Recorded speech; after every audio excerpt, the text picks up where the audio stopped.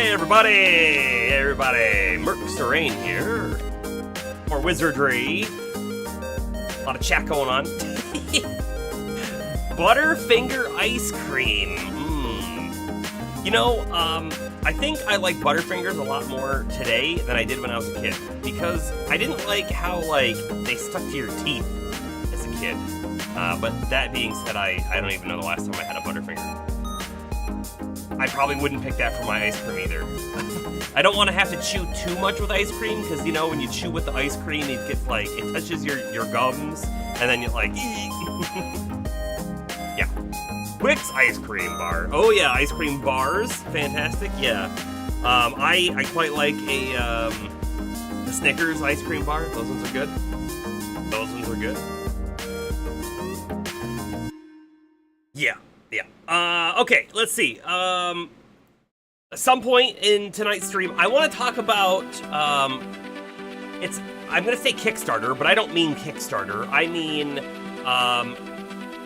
investment games. How about that? Investment games, all right? It might not be Kickstarter, it might be another thing like Kickstarter, but I want to talk about that and the amount of money requested for these things, because they differ drastically, and it tells me different things about the projects.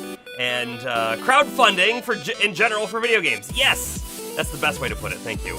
I want to talk about it because I think it's interesting. There was one very specific project that was mentioned in the Discord. We looked at it. I will say I'm not going to comment so much on the project itself, right? I don't want. When we get to it, I'll talk about it more, but I don't want, any of the criticism I might give or anything to be about that game or that project. It's going to be more general, if you will. But we're not going to do that right yet. We're going to do this. So, let's go ahead and jump in.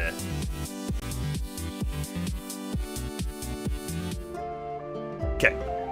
Load that game. Let's talk a little bit about, map's up, drop the map. Let's talk a little bit about where we are and go from there. So first off, we are still using the evil team. Specifically, Greg, Saint Samaj, and Duffer are the evil team members, and the rest are neutral. The rest were the original backup team, and they've become the backup team, and now they are part of the current primary team? Weird how those things work out, but there's a good reason for it, and that reason was the original primary team is dead. They're pretty much all down, and it's going to take a little bit more money to get them up. So, Merc, 5,500, Bombastus, 2,500, Honda, 2,500, and then we have a decision to make on, do we go for the higher value Sidetrack or the lower value Quincy? And when I say value, I just mean resurrection cost. Honestly, they both provide a similar value in the party. I don't know that a higher level thief really does a whole lot different than a low level thief. We just need someone who can identify traps and open chests. So we'll get back to that in a little bit here, but we're gonna keep going with our current primary, the evil team. We'll do a quick double check since it's been a little bit since we looked at these guys. Therese, very close to level 11. By the way, level 11 is probably where we decide, hey, let's go check out floor 8. I mean, I believe our team can still die on floor 7.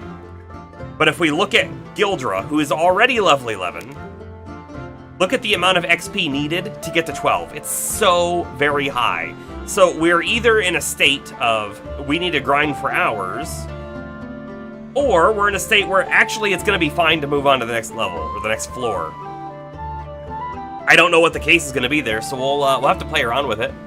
I'm hoping we don't get in too much trouble on the next floor, but we'll find out. We still have more mapping to do on floor 7. We're not done there yet. Let's see.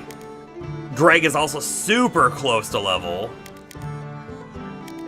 We could probably actually get Greg his level on floor 1 on a Murphy's Ghost.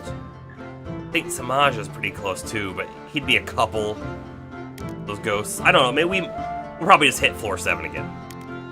Duffer's got a ways to go because he's already 11, and Casanora's not too far away. So we're gonna be leveling soon. Duffer is at the point now where he is potentially ninja next level. Potentially. He has to get a strength 17, and intellect and luck cannot go down.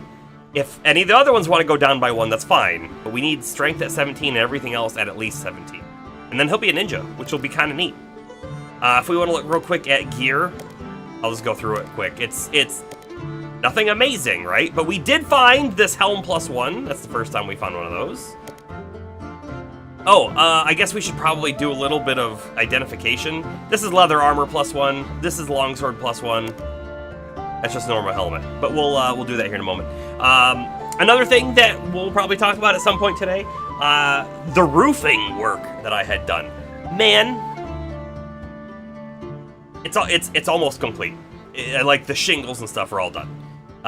But I gotta tell you, you know those like HGTV or whatever shows when they're like, we're gonna renovate this thing and we have a budget of X dollars, and then they go in and they like open up the wall and they're like, oh boy, that's gonna cost a lot of money. That may have happened to me. We'll talk about it. We'll talk about it tonight as well. Let's go ahead and get stuff checked out. We gotta make sure we stash all of our evil team members. Good, they don't have anything to check out. This part is super annoying, by the way. If we had an evil bishop, like if LP was evil, we wouldn't have to stash the whole evil side. But Astro will not enter the party with the evil members. Some may say he's stuck up. But we wouldn't say that. Not about Astro. No. So Bomber, what kind of ice cream did you get?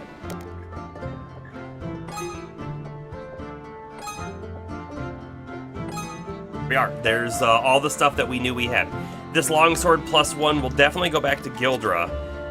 I think we hold on to leather armor +1. Likely Sidetrack or Quincy will need it. The helmet we sell. Let me just put everything on someone else.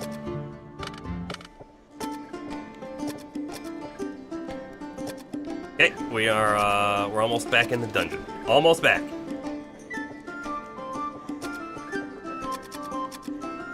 Ooh, actually, I did something wrong. Hold on, I gotta remove the team again. we need to put the thing that actually, who has it? Does Therese have it? The leather armor. Who's got the leather armor? Okay, I did not leave it on Astro. We can throw it on LP. That'll be fine. Let me do that real quick. Because we don't want it on our characters. Not right now. Okay, good enough. LP holds on to all of our valuables. It's a very important position in the team, you know? Okay. Over to Cell. Do we have anyone dead? Yes. Yes, we do. Hold on one sec. We'll look again at the list. Un momento, por favor. Un momento, you know. I gotta go back to Gildra. Equip your sword again, please. Thank you. Okay, so let's actually look at this, right? Gildra could use the copper gloves. He could use copper gloves right now. I really wouldn't be opposed to spending our money on those copper gloves. Let's look at the temple. Yeah, we have so many people dead. Most of our primary team is dead at the moment, actually. And I'm terrified of resurrecting Merc because, well, we all know what happened to Fallon.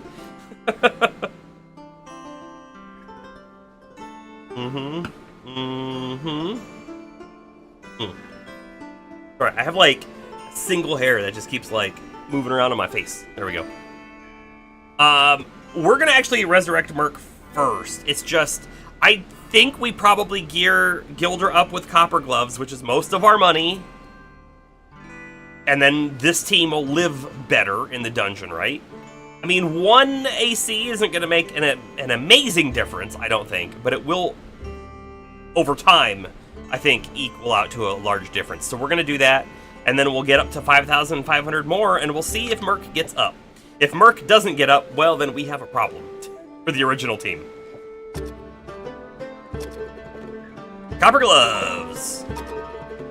Alright, so now 2 of our 3 frontliners are at -2. That's awesome.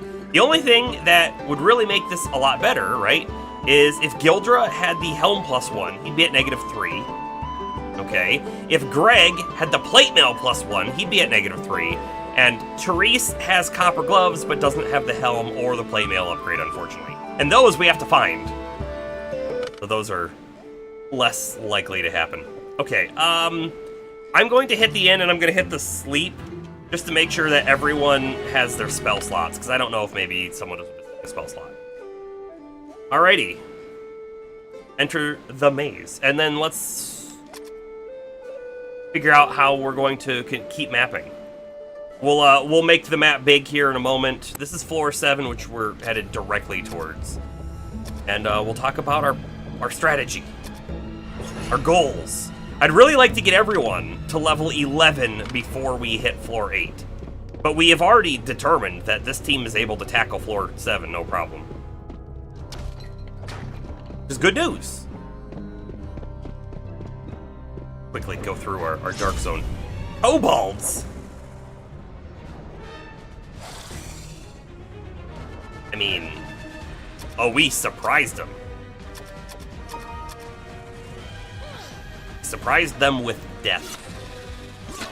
I'm gonna actually probably mention this a few times. And when I say a few times, I don't necessarily mean a few times tonight, but just a few times over the next few streams or whatever, right? If I have this idea, right? We have some chat commands. Okay, one of them is the !save, which is yelling at me to save the game, right? You know, we don't use it in every game, because not every game needs it. But like when we were playing the old Mega Man Battle Network, it turned out that was super important, saving the game frequently, right? I've got this idea in my head. Right now, it just pops into chat, save the game, right? That's all it is. However, wouldn't it be so much cooler if it played a voice line? Voice lines recorded by you guys in the community. If anyone thinks that's interesting and wants your voice saying something like, Merc, save the game! You know, yelling at me or whatever, that's totally cool, and we can add it. That's just my my thought. I think it sounds cool. And we could do that for multiple things, too. It doesn't just have to be save the game. Ooh, teleporter. Darn that. By the way, ooh, a sword. By the way, we still haven't actually correctly mapped this section of floor 4. We definitely have previous floor cleanup to do. I don't know when we'll do it, but I don't know what that sword is. That sword looks unique. New. Ooh, I wonder if it's a short sword +1. I think it might be a short sword +1. We're not equipping it though, not until we know what it is. You upvote the vocal chat command, and by the way, I would say if you wanted to even record a small handful of different like variations of the same thing, that's totally fine too. It could be one that's like, hey Merc, you should save the game. Or another one, Merc, save the game! You know, just like stuff like that. First short sword +1, it could be. Okay. So yeah, save it. Save the game. What's going on, Lazarus? Okay. All right. Big map time. Big map time. Because we got to talk about... Hey, oh, by the way, Lazarus. you haven't seen, right? This is the original Wizardry that came out in, now I don't remember, 1981, 1982, something like that. Runs on the Apple II code, which is still, like, this is still built on top of. This is what it looked like back in the day, which is awesome, right? However, you know, this is a new Unreal Engine 5 built on top of the old code and whatnot. But it has its own mapping functions built in, but we're playing it old school, and so I have a pen in my hand, and we are drawing the map as we go for each floor and everything, and it's a ton of fun.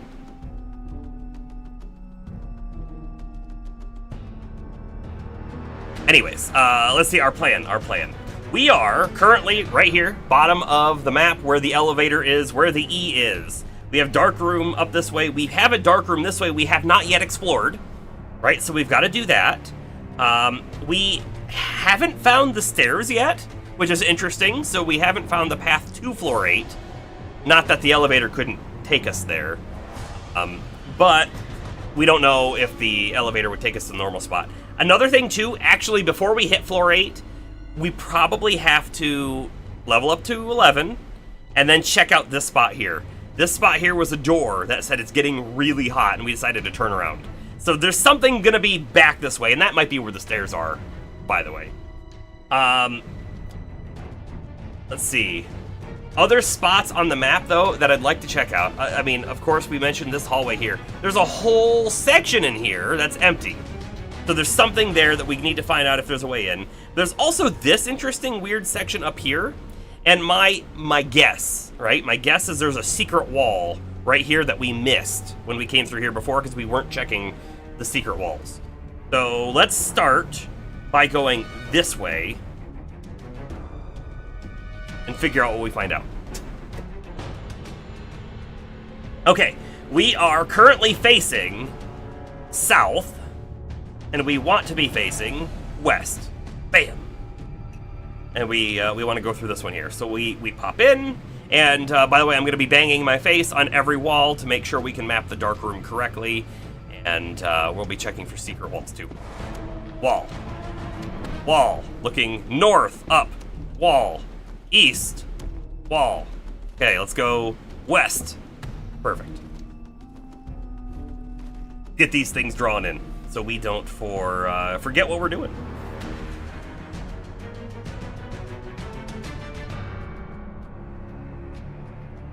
Had that there. We had this and this. Dark room. And now that we pop out, I mean, again, this is essentially a mirror of what's on the other side. So it's not going to be that confusing. The big thing is, where are the secret walls going to be? That's what we got to check for. All secret walls. Ow. Okay. Ooh, Medusa lizards. Hey, these guys are actually kind of scary. If we get petrified, we may have to go back to town. Wait, pop that away for a second. Right, this is their stats. They kind of have an easy to hit AC though, that kind of stuff. So they're not scary like they're gonna kill us. It's scary that they might disable the team. So much so that Casanora's probably gonna cast a Mahalito, which isn't gonna kill any of them outright, but hopefully can finish something off potentially. Although she's going last, which is the worst. Since you're talking about saving, you're noticing the autosave so much. Yeah, you know, I think the game autosaves way more than we give it credit for, which gives us the chance, if we really wanted to kind of cheat the game, right? Like, if we know we're in a losing situation, and if right now everyone was dead except one dude and he had like 2 life left, we could just kill the game and come back in. And we may talk about that if that situation happens again. But I think it's unfair to do that. I don't think we'll be doing that. I think if we lose a team, we're going to lose the team. That takes away half the fun if we don't do it that way, right? Okay. Got walls. We go in, up, east, up. Champ Samurai.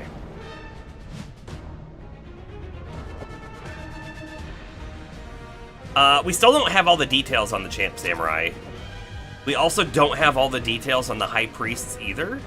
So this is probably a good spot, honestly, for Saint Samaj to cast the identification spell. I'm also, you know what? Let's go back to Therese. I think we need to focus the High Priests in the back. Cast spell, identification.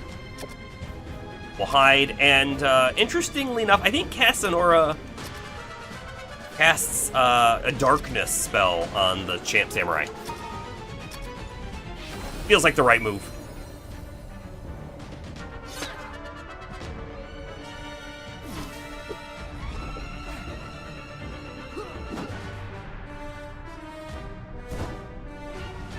See, I'm afraid of those priests silencing our team.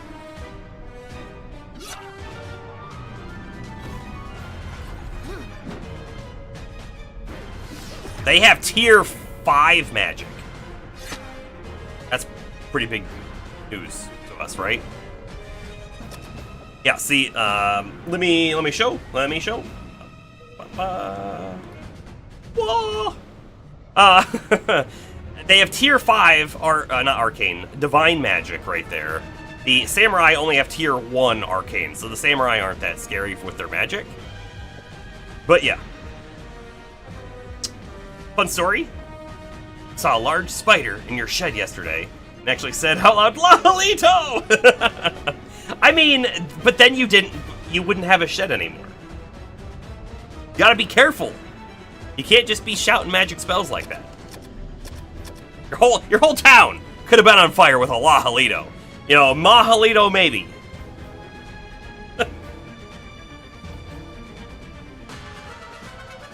Okay, I don't think we need to do any crazy magic here, but I think we will cast a Mahalito, the lower tier magic spell, on the Champ Samurai.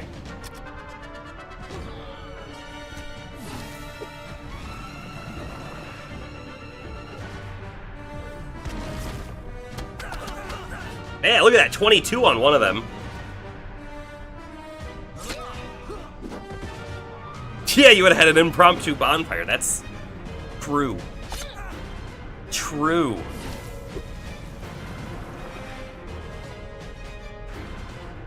Alright, so if these guys do hit us with their sword, however, they will do a decent chunk of damage. But now that we're here, I think we're gonna start killing them off here. Like, look at that, 28 damage. Not bad.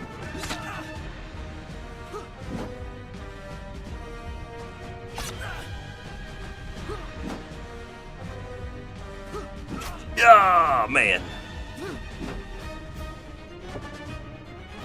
So Bomber, though, here's the question. You say large spider, but some people say, like, that's a large spider. And other people say, that's a large spider. And other people say, nah, that's a large spider. What's your definition of large? How many inches are we talking?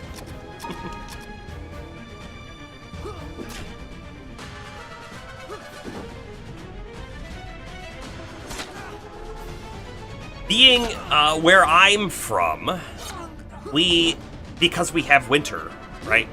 Turns out insects and stuff don't get gigantic. Great. But we do still get some large spiders here. Specifically, like, grass spiders. You can also find, like, brown recluse stuff in my area.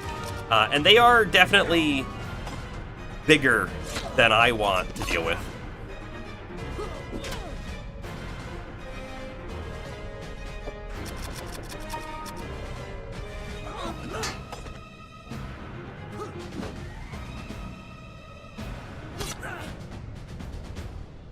Good job, Greg.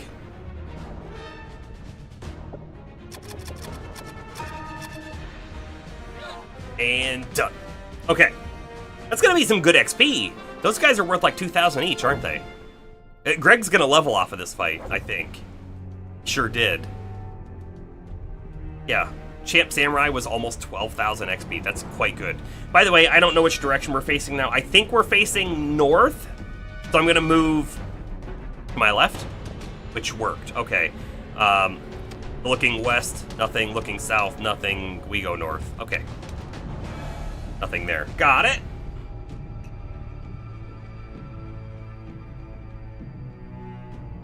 All right, let me pop the map back open as I mark it up.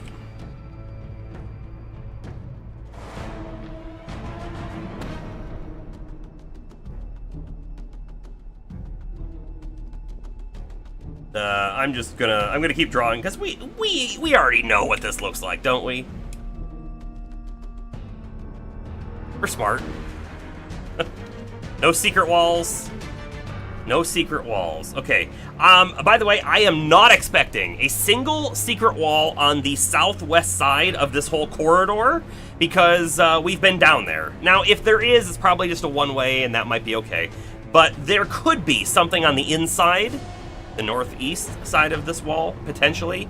And then when we get up here, I am expecting a secret wall on the northwest, but will we find one is another question entirely.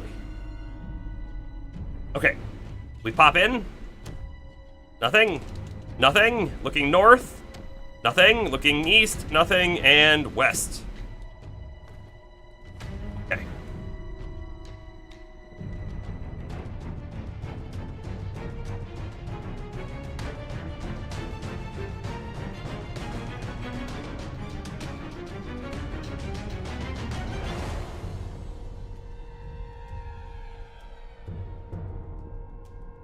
Okay. This is what we see. We check the walls. Nothing. All right, next one. East.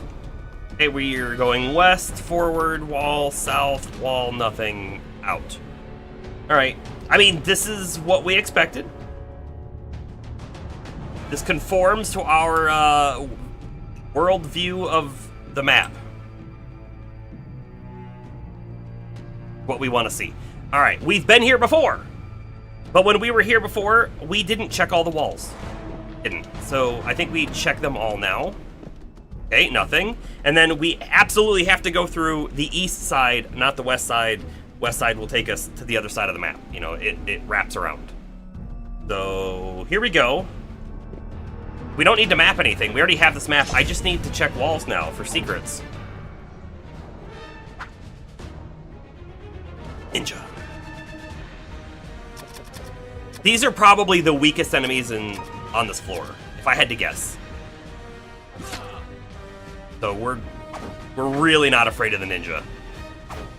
Other ninjas, maybe. These level 6 ninja, though, for some reason aren't that scary. Maybe we should read their description. Maybe the bestiary says something interesting about them looking the part, but not being the part. Did I save the game? Hey, James. No? It auto-saved. Okay. Go, wall, no secret.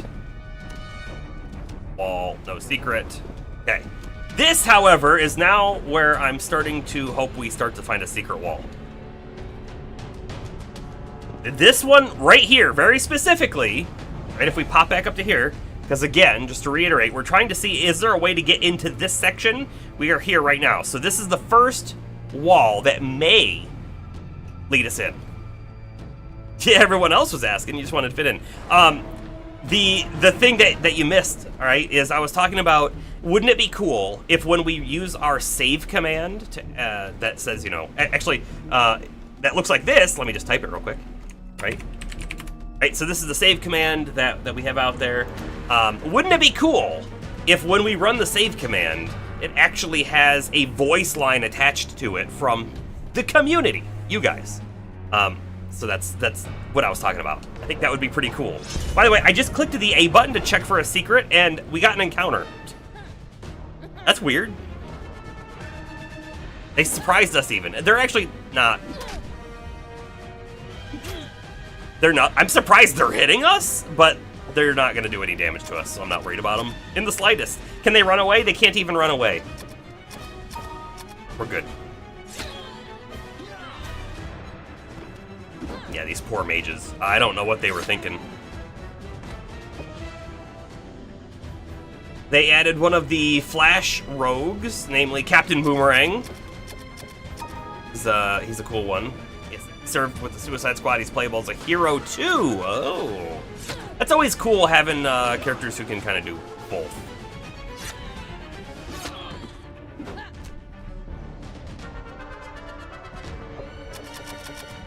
And mages down.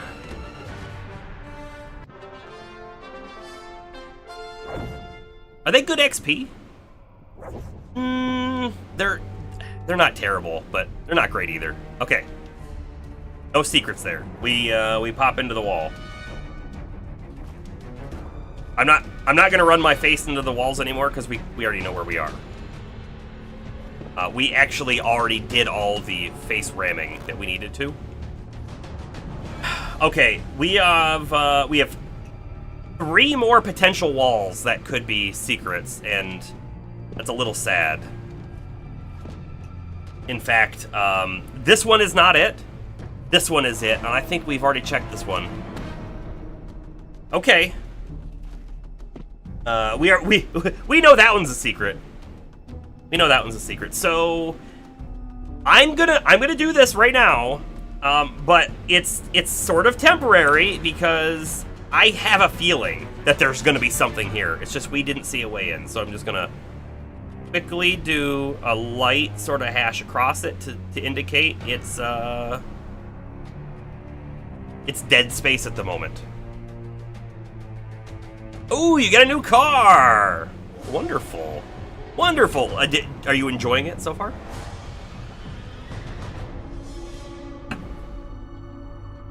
Alright, we have options. But our options are to run around the zone, doing things we've already done. Let's actually make the map big again. The only place we haven't been, okay, is through this door or through this door. The only way to get to this door that we are aware of is to come back through the stairs. So we could go, let's return back to floor 6. We could go to floor 6. And the elevator's here, right? So if we head all the way back down to the elevator, we could run our way through the zone to get to the stairs. Totally fine, right? And then once we get here, we take this way. I think that's what we do. I think that's totally what we do. All right, let's get back to the elevator. We were only 2 squares away from it, which is irony for another time.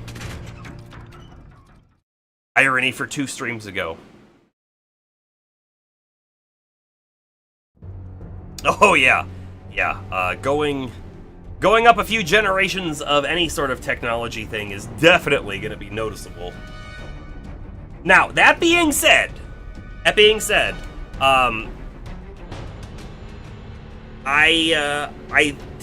have a 2014 vehicle right now, and my old 2003 Toyota Camry, I think I still liked driving better than my current vehicle. So, the new one has some nice features, like a 360-degree camera and all of that, which is wonderful. But just the actual driving part, I enjoyed the old car better. Okay, the best way to get there... I mean, I don't know if it's the best way. Hey, we should probably check doors while we're here, see if we can get loot, right? You know, maybe we find another helmet +1, or plate armor +1, or longsword +1, or... I could keep saying +1. Maybe we find a +2! Maybe we find all the monsters that left the dungeon.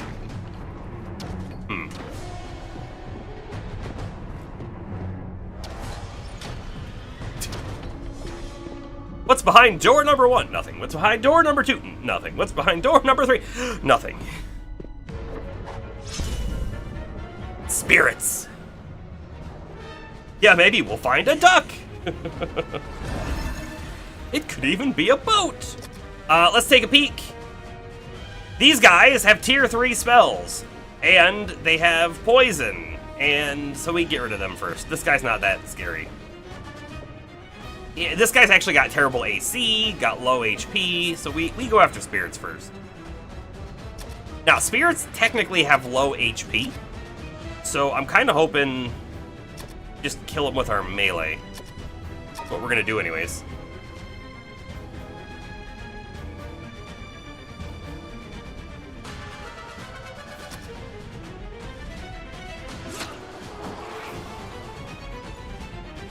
Kabam! Nice. Yes, it could be James's new car! Now we're in a game show. Hey, by the way, if you're ever looking, this is called the Monty Hall problem, by the way. If you're ever looking at 3 doors, right, and they tell you to pick one, and one of them has the prize behind it, and one of them has you lose, and the other one has, like, game over or something, right?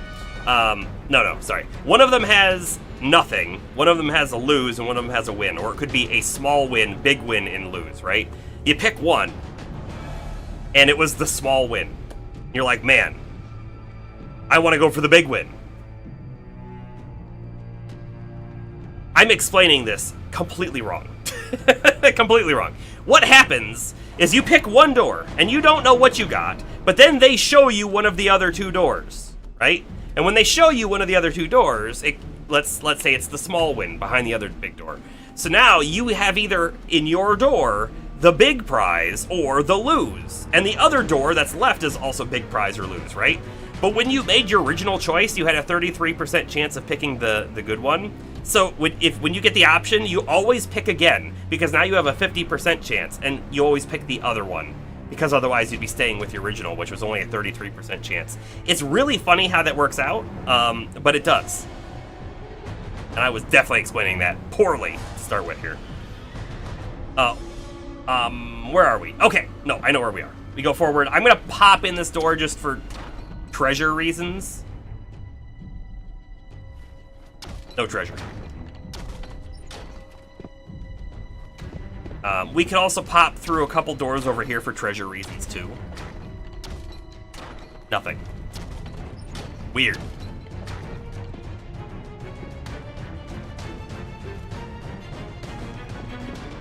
Okay. Back to floor 7. We didn't have, like, anything happen on that floor. No, I'm sorry, I didn't have the map up at the end there. But we are back to floor 7. And we're now in the center of the map, the very center. The door in front of us is where we went the first time. We're actually going to cast ourselves the Lomilwa spell now. I don't know how likely it is that we're going to find a dark room right off the bat. I'm hoping we don't.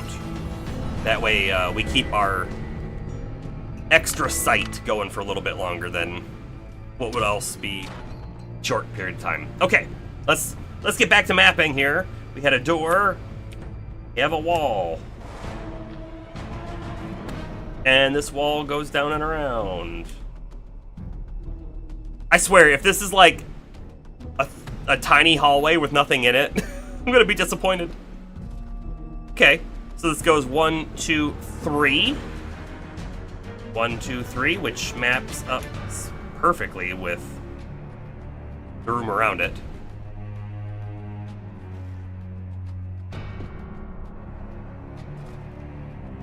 So from here, 1. Hold up. That felt like we got teleported. No, I guess. Did. Shoot. I stepped forward right here, and it felt weird.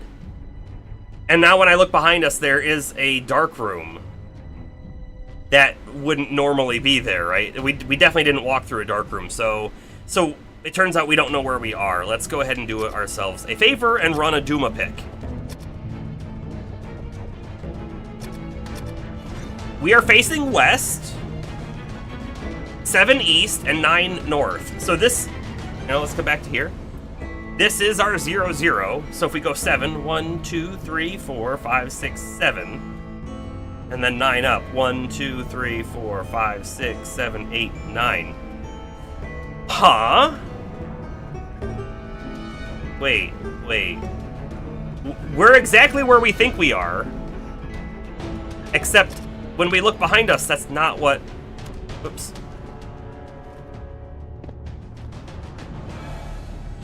I think we broke the game.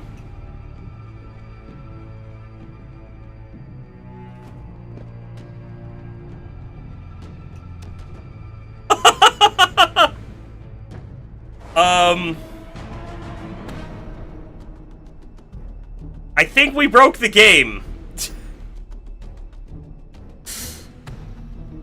So, there was a dark room showing behind us, and now we're seeing through a wall into another room. However, I don't know that I believe what we're seeing, right? Because we saw a dark room, and that wasn't real. So there's nothing that tells me what we're looking at here is even what is really behind this wall. What happened? What happened? I'm almost at the stage of, should we restart the game? Ooh, we don't know, like, anything about these guys. You know what? They run away really... They too.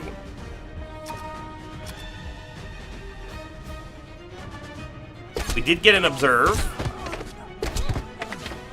Oh, and we got the deduce. Their extra action is run away, and that's it. They have nothing else down there.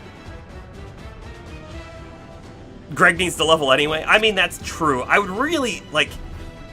Saint Samaj is close, Casanora's close. I'd really like to get them before we leave. Teresa's a little further away, unfortunately.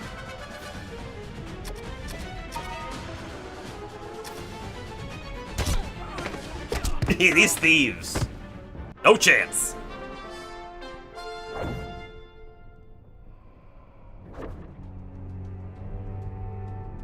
Okay, hold on. Ooh, wait. Did the encounter fix things? No, look at that. Look at the dark room has resurfaced. Okay, now, what if this is intentional? By the way, I think seeing through the wall, not intentional. What if this dark room is intentional? What if it's very specifically trying to make you think there's a dark room at the end of the hallway, but when you get there, it's not? I don't know. That could be an illusion-y, magic-y thing. Whereas seeing through the wall was definitely bug. Okay, we have stepped forward 1. We are currently where the X is. 1, 2. That felt weird. 3, 4, 5, 6, 7 is the end.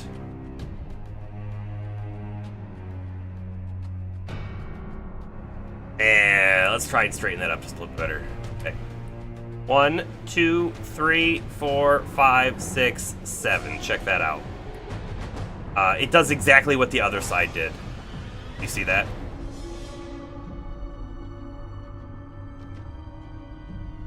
That's a little disappointing, though.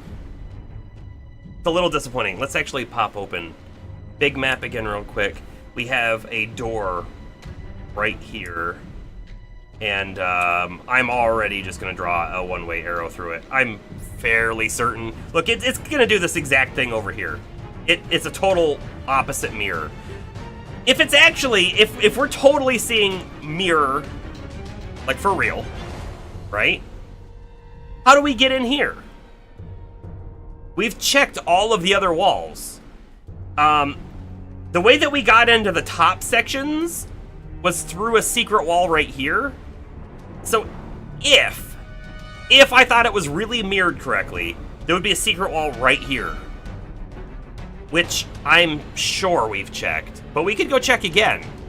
Maybe we should go check again.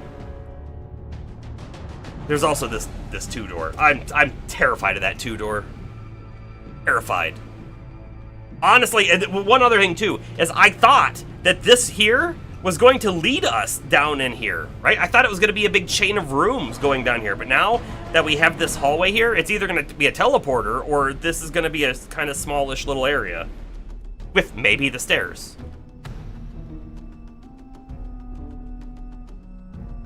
Is there a teleport spell? Not that we know of yet.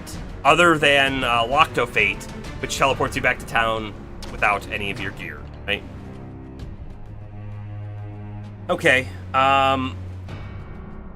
well, let's head all the way back down, and we'll check some of the walls, I guess. Specifically, the ones on this side. Again, I know we just checked them, but we'll check them again. Ooh, a teleport trap? You might be onto something there. Specifically, floor 6 had one. Walk to the end of the hallway, get teleported. I feel like we've stepped on every tile here that we have mapped. Now, that might not be entirely true, but I feel like it's true. I think it might be true.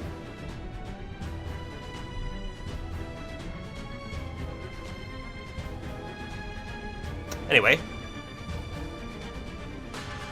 Yeah, so there is an in-game tooltip that warns of accidentally teleporting into a wall and losing the party. Yes. However, we know that teleport traps on chests are a thing, and so there is a possibility that it's specifically talking about that. We don't really know. We haven't seen a teleport spell, but we've only made it to level 10 and 11, right? So there could still be higher level spells we have yet to find. And honestly, a teleport spell I feel like would be a higher level spell, right?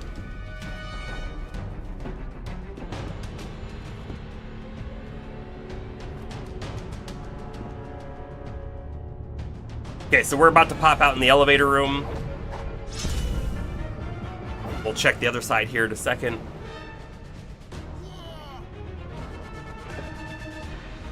We surprised them. Wonderful. I love surprise rounds when we are doing the surprising. Wow, Treese. 4 whole damage.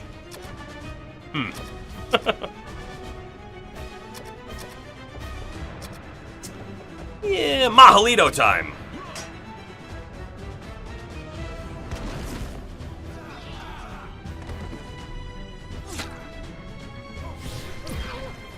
Ooh, 14 damage. And then we reply with 50% of that.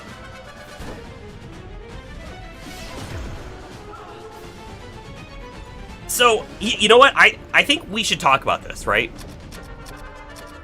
If you were to make a blobber today, right?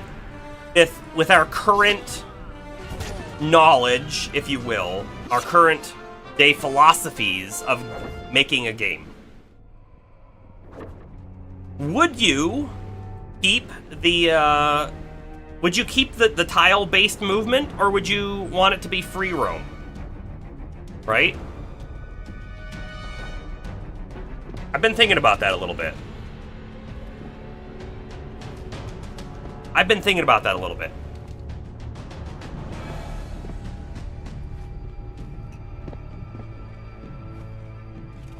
Tile-based movement makes mapping easier. It does. It makes mapping a lot easier. There's no secret walls here. There aren't.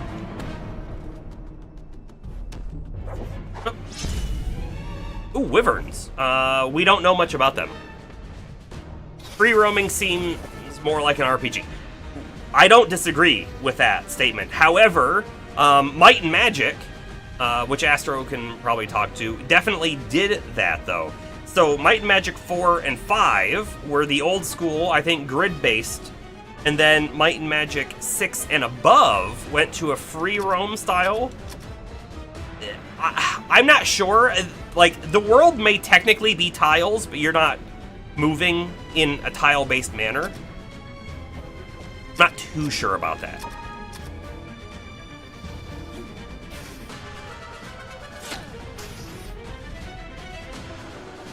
Dang, we didn't learn anything.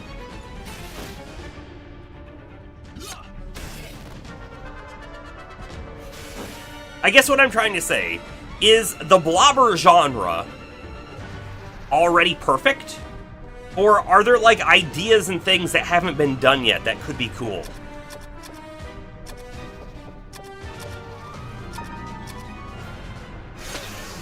So I've been thinking about it. I've been thinking about what would I want in a game that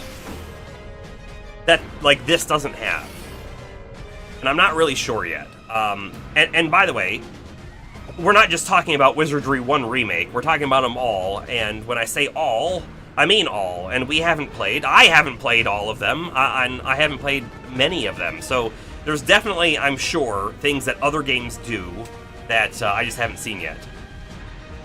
That was kind of weird? What was kind of weird, Astro? Oh. Wait, we'll have you inspect as well. I think Etrian Odyssey 3, by the way, I haven't played 3 yet. Oh, your browser crashed in the middle of typing a message. Oh, man.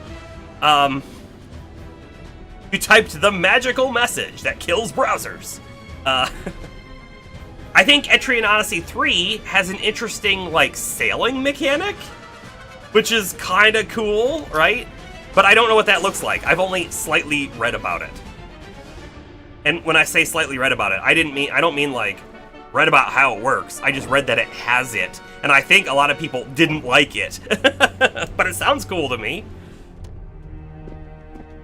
Okay, we're back into one of these rooms with no secret passage in. So again, we're either looking for a teleporter, or we just have to go...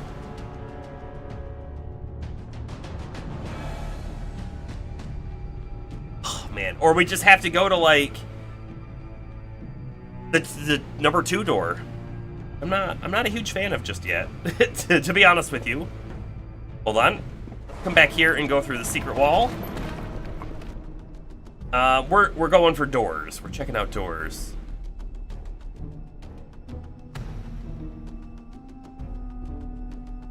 I want to take this one, yeah. Yeah. So, like, this room here, we probably didn't step on all the tiles. I'm sure that we had our light spell running, though. Okay. Your followed list disappeared, and then the chat box died, but the stream was still playing. Hey. At least the stream was still going. Anyways, you greatly prefer the free roam, which is why you love 6 through 8, but it definitely edges away what a blobber is at its core a bit. Yeah. Yeah, I think that's what I was maybe slightly, I don't know if I was going to say hinting at, but I do kind of really like the tile-based movement. I feel like that's a cool feature. I really like it. Even though it's much more of an old-school mechanic, right? For sure. I'd say if you were designing a brand new game today, you would look at this style of game and say, nah, that's old. I don't know if we should do something like that unless we're intending to do that specifically.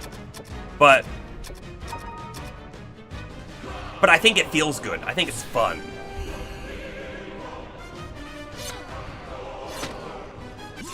And then we also have, like, the questions of, if you could see the team, right? If you could see them and it wasn't first person, does that also completely take away what a blobber is?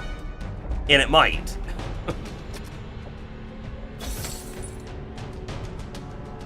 Shield and armor. I wanna peek.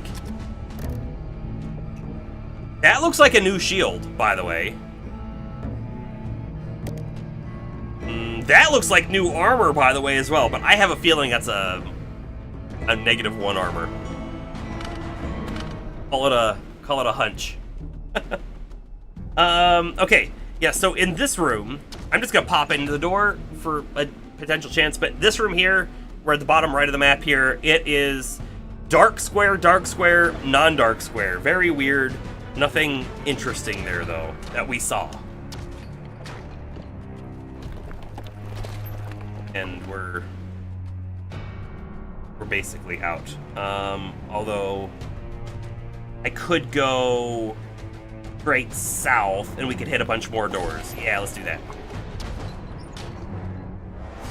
We'll walk on these squares. We'll look for pitfall traps. Why not?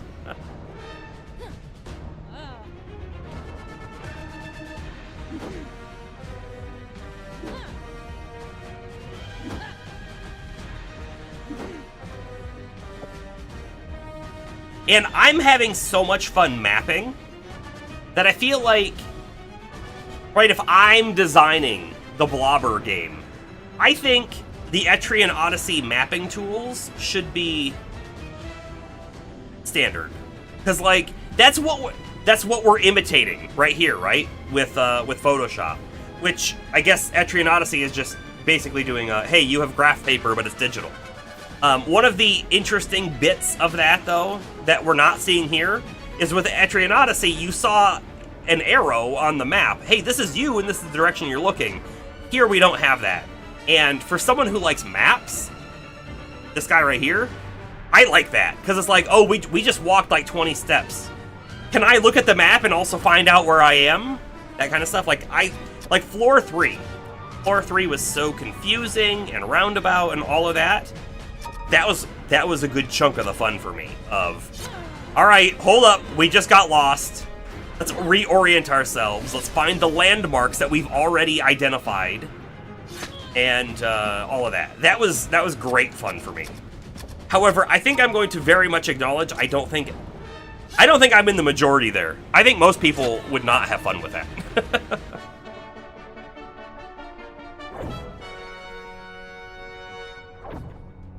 Okay, where are we? We're in a big 2x3 room. Let's step on all the squares, because we're living dangerous.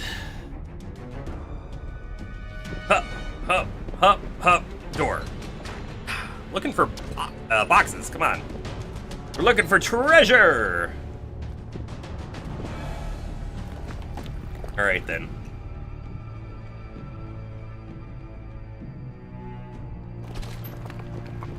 Alright then, if we're looking how to get back out of here, the best way to do that is to go through this door.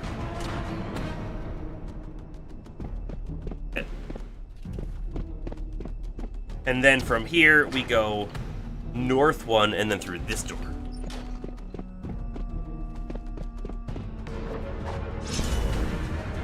But yeah, we have everyone at level 11 except for Therese. Let's stop and look. What's her current XP looking like? And then I think we go back to town, level people up, and come back and check out the scary door. In fact, let's go ahead and use a couple bigger spells. Litokon! Do a bigger one. We'll do a Dalto, I guess. Sure. Casanora didn't go last.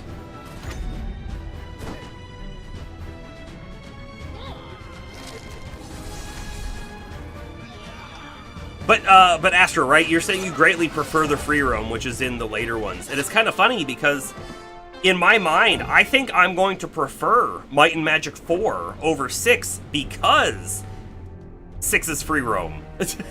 That free roam in my mind is making me think, well, is that actually going to be fun? I don't know why I feel that way.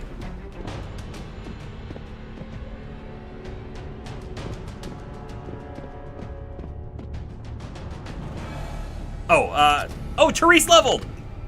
Wonderful. Let's get out of here. You're actually wondering how I'll enjoy 10 if we get to it. Okay, why? What's 10? Yeah, and I guess I'm gonna say now, I'm not promising to play all the Wizardries, all the Might and Magics, but we're gonna play some of them. Sure. We're gonna play some of them. I'm having a blast with this. I had a blast with Etrian Odyssey. We have the other Etrian Odysseys to play as well, so I don't know what our order of games and operations looks like. Oh, I forgot there's the teleport guy in here. I almost ran right past him.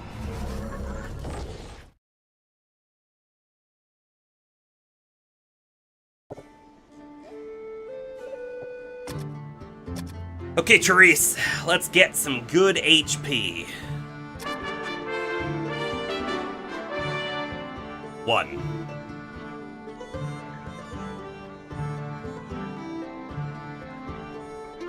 To be fair, she still has the highest HP, so I guess I can't be that disappointed, but I am that disappointed. Greg? 33. That has to be close to a max roll, right? That is so high. Wow. Okay. Agility went down, not great, but that HP, we're like, they're all putting Gilder to shame now at 89. Okay, so then Might and Magic 10 goes back to the grid base, and it has a lot of interesting mapping designs. That doesn't sound good. The way that you put that. They made some interesting choices. Saint Samaj, 1 HP, but we got 8 new spell points, right? Is Tier 6 brand new to us? I think it might be. 3 Tier 6 spells. Badialma, that's gonna be a damaging spell. Badi, that's the death spell. Lorto sounds brand new to me. Madi, which I think we've seen before as well, which is a heal, I think. And Loctofate, the teleport spell. The oh crap, get out of here spell that apparently can fail in combat. Just so you know. Don't ask how we know that. Go back 2 streams. 3, I don't remember. His intellect went down, but like everything else went up. That's pretty great. Okay. Asanora. I'm really interested to see what she's gonna find here. Only 1 hit point again. All of the HP went to Greg this time, but okay. 7 spell points, 4 new spells. Lacanito, which, by the way, we had on Cerulean. This one, I think, we'll go and double check. I think this one is the above level 8. Everyone's going to take half damage or something like that. Or maybe, does it make them live with only, like, a D8 of life or something? I don't know. We'll read it. Zilwan, don't know what that is. Mosso Pick? That sounds like a mapping spell of some kind. And Haman? Wow, brand new stuff here. Saint Samaj. Alright. Let's see, what's new on Saint Samaj? We have Badialma, Hurt Greatly. Yeah, that's a single target Hurt Greatly spell. I think we already had Dialma. Badi, though, the death spell, right? The death, it's just death. We don't know what the chance is. It could be very low percentage.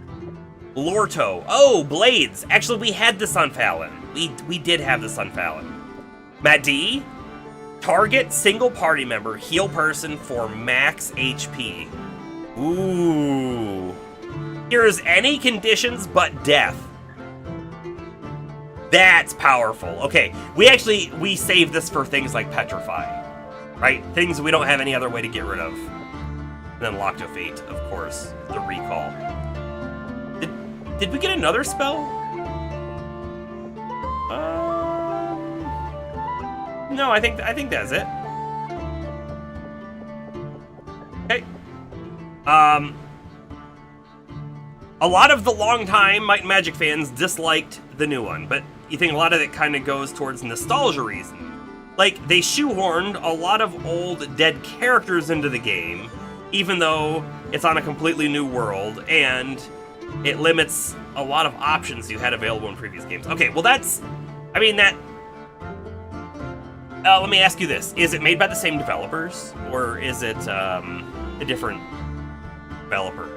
I'm just kind of interested on that. But yeah, I could see that. If you played all the Might and Magic games, and then all of a sudden, this is like, hey, this is a new world, everything should be new and different, and they're like... old dead characters showing up, that's kind of weird. Unless they're going for a, haha, surprise, you've been in the Death Realm the whole time. That would be cool then. It might be weird all the way up until you figure that out. Okay. Let's go check out Casanora with whatever she got. Okay. Haman. Change. Target. Global. Random positive effect. caster loses level and has a chance to forget learned spells. Haman is a request to the gods for assistance in a battle.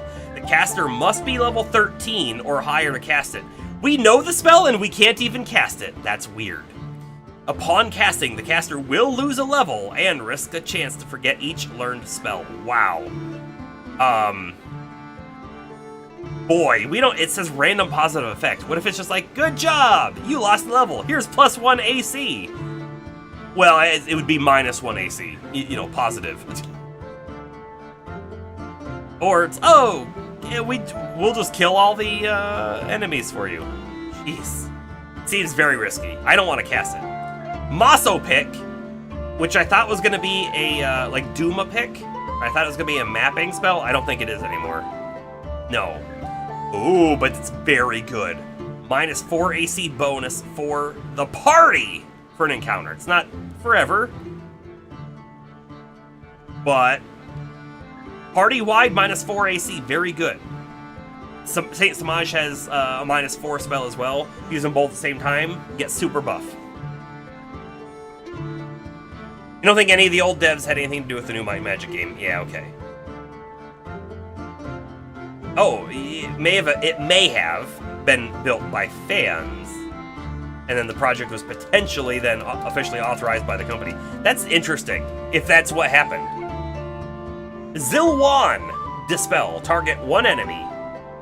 Kill one undead monster.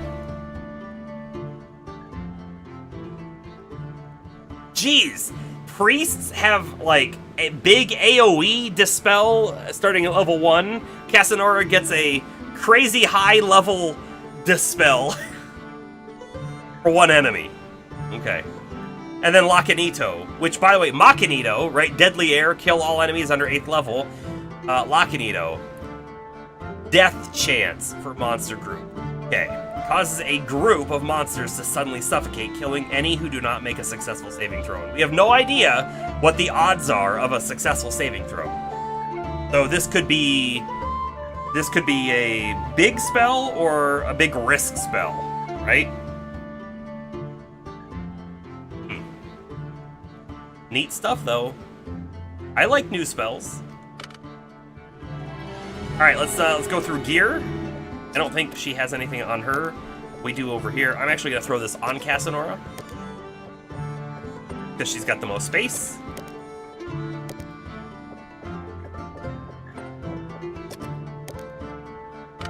Go store those evil characters real quick. We also have enough money to attempt a Merc Revive. We should probably attempt a Merc Revive, right? Does he have anything on him? He does. We should take all of the stuff off him, too, in case he dies.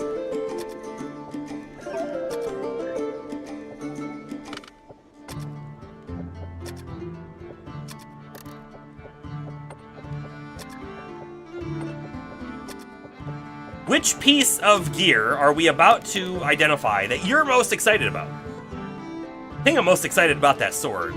But I don't know why, because it's probably a thief weapon at that point, and they don't do a whole lot of damage anyways. Armor, identify. Breastplate, -1. That's garbage. Shield, identify. Oh, that's just a normal small shield? It's the exact same thing he's already wearing. I thought it looked unique. It wasn't. Sword.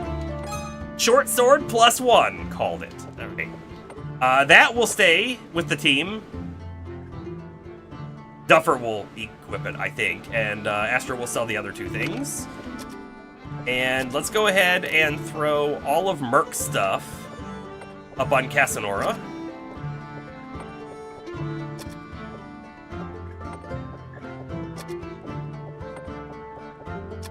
Okay.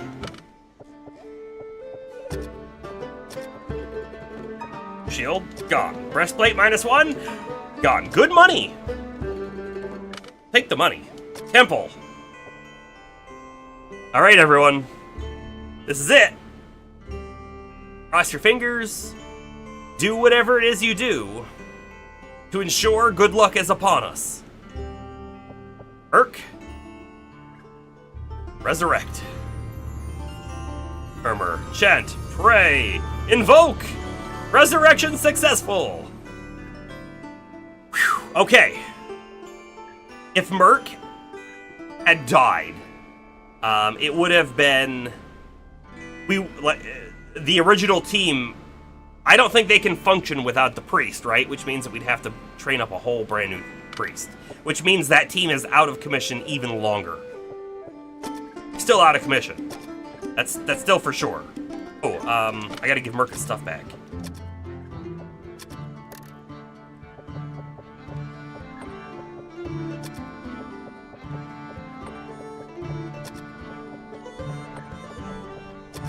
I'll even give him his antidote back. Because, yeah, we're good people.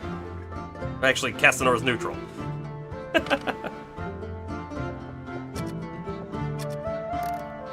Equip. Equip. And equip. Thank you.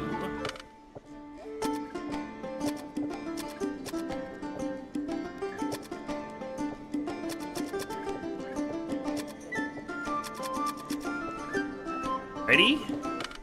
Give that short sword over to Duffer.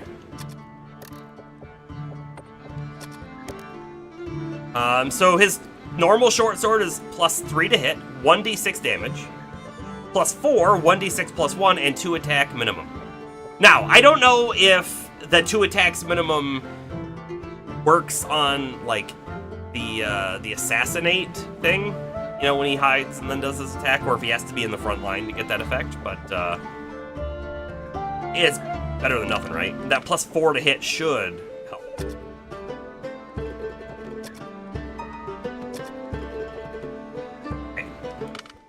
By the way,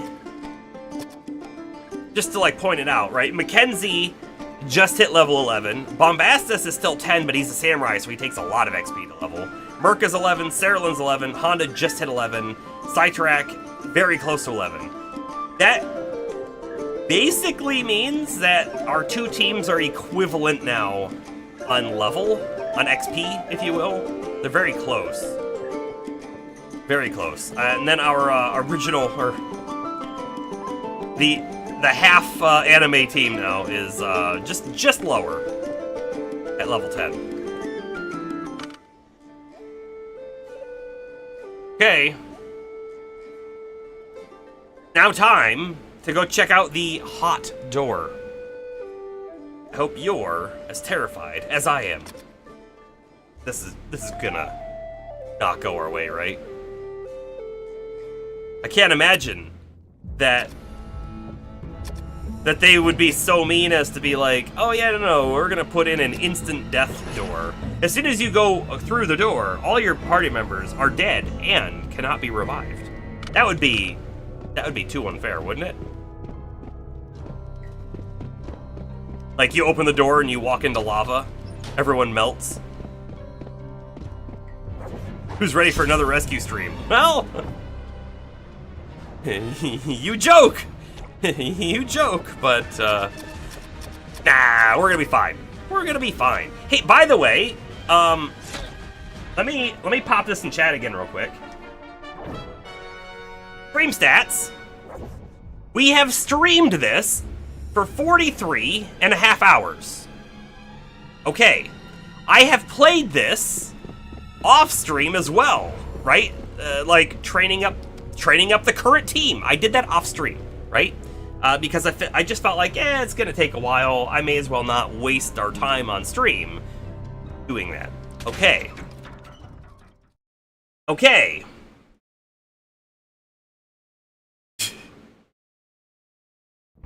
You know what? Hold on. Before we fully get into like the new stuff here. One sec. Let's actually. That's not what I wanted. Let's do a side mission. We're doing a side mission, everybody.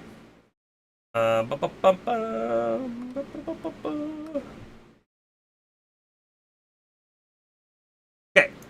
We have this to talk about, and have one other thing I want to quickly look at, which is how long to beat. Wizardry prove, right? We'll see both of them. Whoop. Maybe I have to put a colon. Huh? I'm confused. Why is this not working? What happened here? Wizardry. I must have spelled something wrong and I didn't notice. Okay. Wizardry, Proving Grounds of the Mad Overlord. We are 50 hours in game. Let's just say that. 50 hours in game is where we are. Oh, and by the way, I may as well music going. How are we 50 hours in game? But this is the new one, this is the remake, and this is the old one. The remake, people are saying, the main story, 14 hours. Main plus sides, 19 hours. Granted, only 3 responses and 1 response on these other ones, right? So, very little data points, if you will. But this person knows something we don't and is able to complete it in 14 hours. Okay. We go back to the original, the 1981 version of the Apple II, right? And, actually, it's not just Apple II, right? It's all these other things that it eventually came out on as well. But there aren't that many data points here either, but the average for main plus extra is 33 hours. 33 and a half hours is our average. And we're way past it. Maybe they're cheating with the maps? Maybe. Yeah, I was thinking about that too. If we had the map turned on in-game, I wouldn't be drawing maps, which is taking time. Although I find it enjoyable, and I hope you guys find us actually mapping enjoyable too, because I think it's partially what's making this stream cool. But if we had that turned on and we were spending less time mapping, maybe we'd be twice as far. I don't know. Maybe they don't die as much as we do. Maybe. Maybe. But I'm gonna say I think that's a luck thing, because I don't think we're playing poor. I don't think so. I hope we're not playing poor. Anyways, I had to call this out because we're so far off the estimated time, and even the completionist is 44 hours. You've done every possible thing there is to do here. Really? Okay. We might be going for a completionist run if we're fully mapping every floor, I guess. I don't know. Anyway, side mission. I just want to talk about this real quick. We're not talking about this game in particular, although we might mention some things about this game. But I want to just talk about the Kickstarter page itself and what they're asking for. They asked for 30,000 euros. Okay? 30,000 euros to build a game that's actually a pretty in-depth game. Okay? Let me pop that music down just slightly. Right there. Let's pop down here. Action RPG, borderless open world, every decision matters. This is one of the big things about this game. You're not the chosen one, romanceable NPCs, medieval fantasy, but the every decision matters. They talk about this down here, where everything you do is going to have an effect on your character and the world around you. Like Dishonored, Bioshock, Detroit Become Human. Those sorts of things are actually really, really, really tricky to do in a game, because you then have to build all sorts of different scenarios. Okay, you've made this choice here, but this choice here, so how does that impact this new thing up ahead? But there's like 100 choices back there, and there's 1,000 more choices in front of you, so how many different paths does that do? Baldur's Gate 3, I believe, dealt with that in their most recent game, and they spent a lot of time, and they had a lot of people to work on it, and that's why it became as good as it was, right? It's sounding like campaign is secretly run by Peter Molyneux. Yes! Peter Molyneux. Okay, so if you don't know who Peter Molyneux is the guy behind Fable.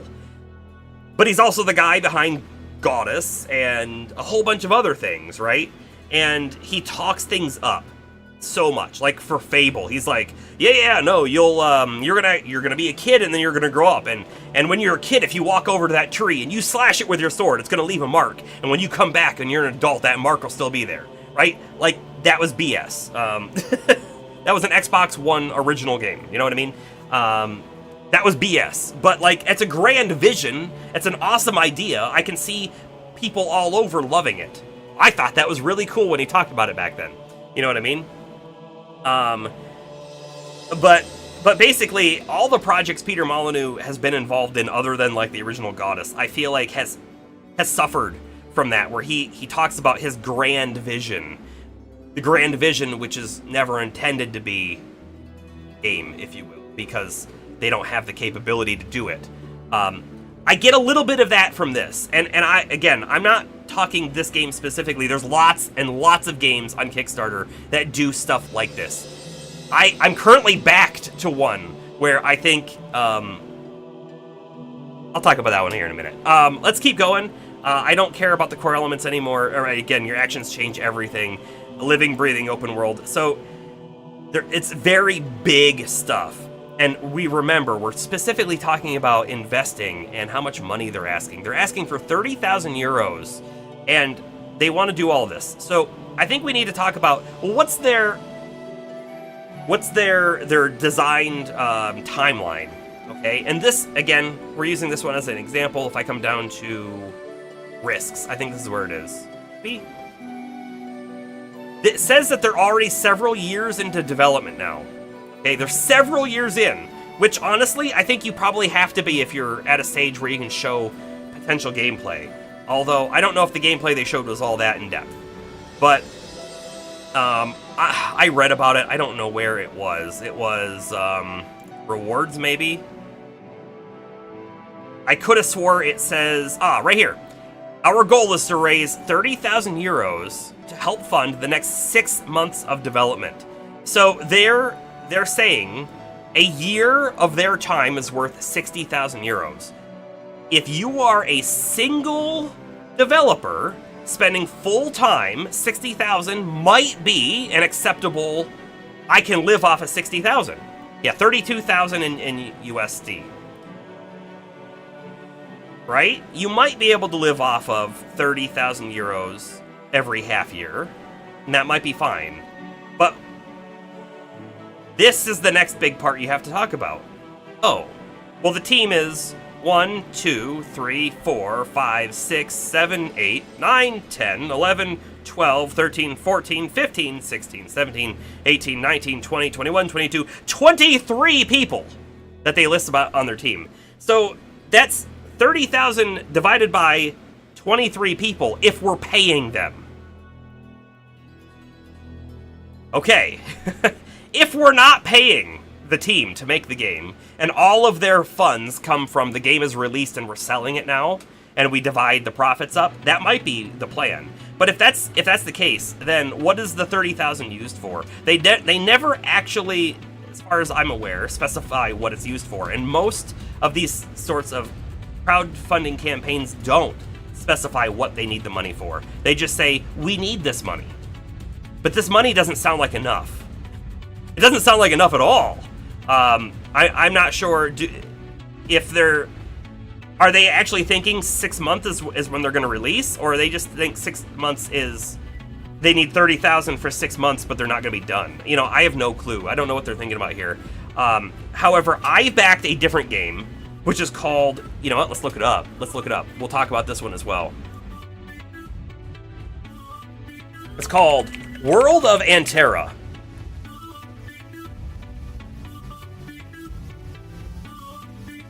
Did I spell it wrong? World of Antera. It's not showing up. I think it's spelled like this. Ah, there it is. There it is. Let's talk about this one real quick.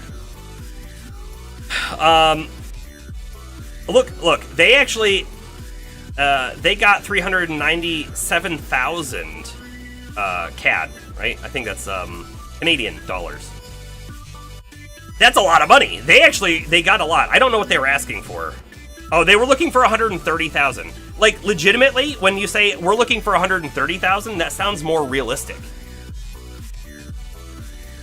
They may be lowballing to get the fully funded in 10 days height. So, oh yeah, so we'll get there. We'll get there in a moment. Maybe they need the 30K to hire one more person to do a specific job. That's possible too, Astro. It is, right? I guess my criticism is I don't know enough, and I don't feel like you've said enough, right? But let's talk about this one for a moment as well. This one, they got $400,000. Okay. When was this? Does it say when it was funded? Well, last updated. I don't care about last updated. Estimated delivery. Look at this. Estimated delivery was July of 2023. I backed this game at least in 2022, if not earlier. Okay? There are occasionally updates on the project, but they're usually months and months apart. What's scary about this, right, is this game, they actually showed off a good chunk of gameplay in this video, right? They showed off stuff that looked close-ish to being done and things that weren't even started, right? But they were, I would say, upfront with some of that stuff. Now, I'm trying to see how many people were listed as on the team. This one's also ambitious, open world, choices matter kind of thing, right? Have the team, it does. The team is a bit smaller, right? We've got 1, 2, 3, 4, 5, 6, 7, 14 people. Not quite half, but smaller. So 130,000 feels better, feels more like what you need. But they got 400,000, and a year and a half. I don't know. It was definitely in 2023. They're like, all right, we're doing our next round of funding, and they can't do another Kickstarter, so they did a backer kit, I think, or something. And there was a lot of concern about original Kickstarter backers, and they've also mentioned that they've gotten funding through private funds as well, and all sorts of other things. So they've gotten funding after funding after funding, and we still haven't seen anything about it. And this one has a more realistic budget in my mind. That 30,000 is so low. So anyways, why might you ask for a small amount of money? And Bomber mentioned it once, right? They might be trying to get that fully funded in 10 days thing. They might be. There's also another thing too. I've seen this. If you put a project up on Kickstarter once and you don't get funded, it's basically dead in the water, okay? What happens is, all right, it's been a year after the Kickstarter. We're still working on the project. We're trying to get a publisher to pick it up. Publishers see, oh, you've already been on Kickstarter and the fans didn't show up. They didn't come out and back your game. Well, then it looks like we can't sell the game. Looks like no one wants it, so publishers don't pick you up. It's basically a death sentence, right? So maybe that's part of it. We put in a low figure, one that's clearly not going to be enough to develop the project, but one that will at least let us back, and then we can use that as leverage later on. I don't know. Yeah, maybe there was an investor. Maybe there was an investor that says, hey, if you get 30,000, we'll put in 60 more. Or who knows what, right? If you can show us that there's interest in this game, we'll be more interested in that, yeah. I don't know, there's all sorts of things. The caution I want to throw out there, especially about this game here, this game may come out, and if it does, we're going to play it on stream. I think it looks and sounds cool. I have reservations that it will ever come out. I don't know. It's just caution. Remember, crowdfunding projects are not actually purchasing. You are giving money to. You are not entitled to anything coming back, unfortunately is how it is. Even though they guarantee with a asterisk next to it, hey, you will get one copy of the game. You'll get access to the alpha demo. Those things are not guaranteed. They're not guaranteed at all. So, I don't know, I thought it was interesting. I've seen lots and lots of projects. Basically, you have to look at it in such a way of, we don't know all the details about, hey, maybe that 30,000 on that project is good because of investor says if you get 30,000, we'll back as well, right? Maybe that's there. But if we don't know it, as a consumer, as the purchaser of the investor, the only thing we can really do is say, does the amount of money, with the amount of people on the project, with the ambitions of the project, match what I think is reasonable and feasible? And if you don't think so, don't back it. You used to back VR tech and you kept getting scammed. And that's part of the problem, right? You might have a project That is 100% in good faith, and they just can't deliver. They run out of money. They didn't allocate their funds correctly. They made bad choices along the way, right? They get shut down. The project never gets delivered. 100% good faith. They didn't know what they were doing. They screwed up. Whatever. You don't get your thing. Your investment, gone. But there's lots, I think, of scam projects out there as well, where they show all this really cool stuff, and they show cool tech demos, if you want to call them a tech demo. Hold on. Whoop. Back to this one. Oh, no. Okay. Yeah, I don't know. I must have closed the other page. It's fine. I will say that other game that we looked at, I watched the video, and I will say I didn't feel like that was any running gameplay. And I could show it now, but I don't want to rag on that team. I don't know anything about it really. But I will say when I looked at it, I was like, oh, I think someone made these gameplay sections in like Blender, and there's just an animation. So the amount of people, the amount of funding, and what I saw kicked off a lot of red flags for me, and I guess I just wanted to talk about it. It just felt like an interesting topic. There's lots of those things out there. We could probably find lots of other Kickstarters that funded that looked sketchy, and ones that didn't fund that looked sketchy or didn't. You know, I don't know. It would be a neat thing to do, but we're not gonna dive into that. Not anymore. Whoops, that was the wrong button. Down here, please. We're in the dungeon, everyone! What are we doing? Talking about Kickstarters. I hope that was a fun segue. Alright, we are on floor 4, going down to floor 7.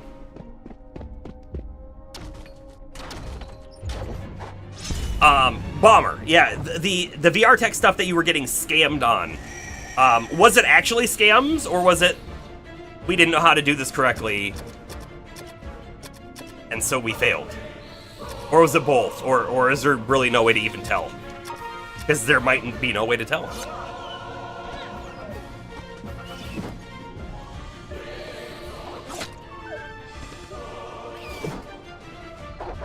I will say, I do not own VR. I'm sure we've talked about this in the past. I do not own VR, but I would really, really like to. But at this time, at this moment, I can't invest in it because every time I would have invested in VR, I would be outdated very shortly afterwards, right? Some never got funded, some got funded and never delivered, and never answered emails and stuff. Yeah, exactly. Yeah. And a teleporter trap. And they don't have, unfortunately, with the way that Kickstarter is and whatnot, they don't actually have an obligation necessarily to deliver stuff to you. And Kickstarter doesn't have to reimburse you, right? That's part of their warning.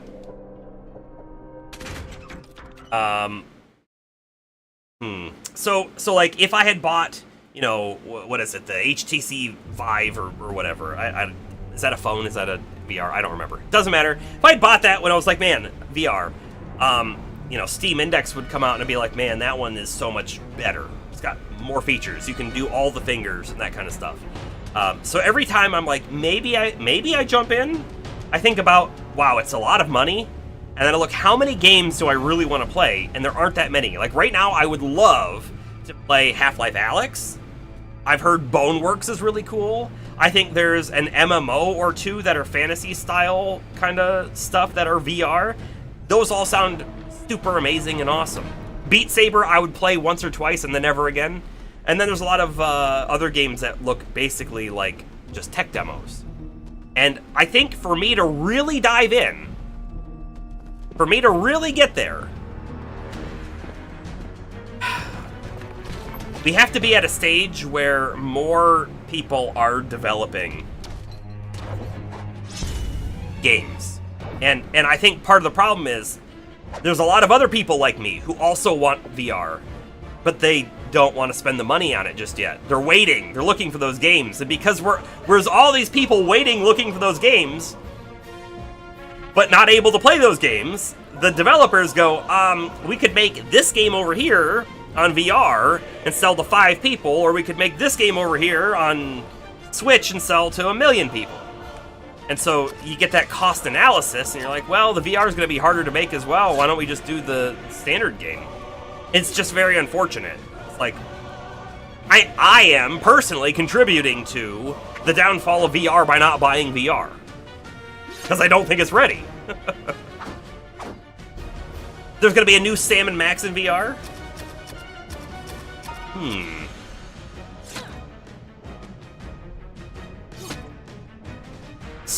Stress Level Zero? I'm going to say I've never heard of them. Basically, the only real VR devs. They made Homeworks and the Duck Hunt remake. Oh, Stress Level Zero. I still have never heard of them. I don't know if I've even seen the Duck Hunt remake.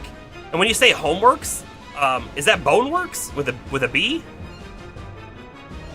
Because Boneworks I thought was the name of the game, like a first-person shooter, unless I am mistaking that. Yeah, Boneworks. Okay. Yeah, VR still a baby.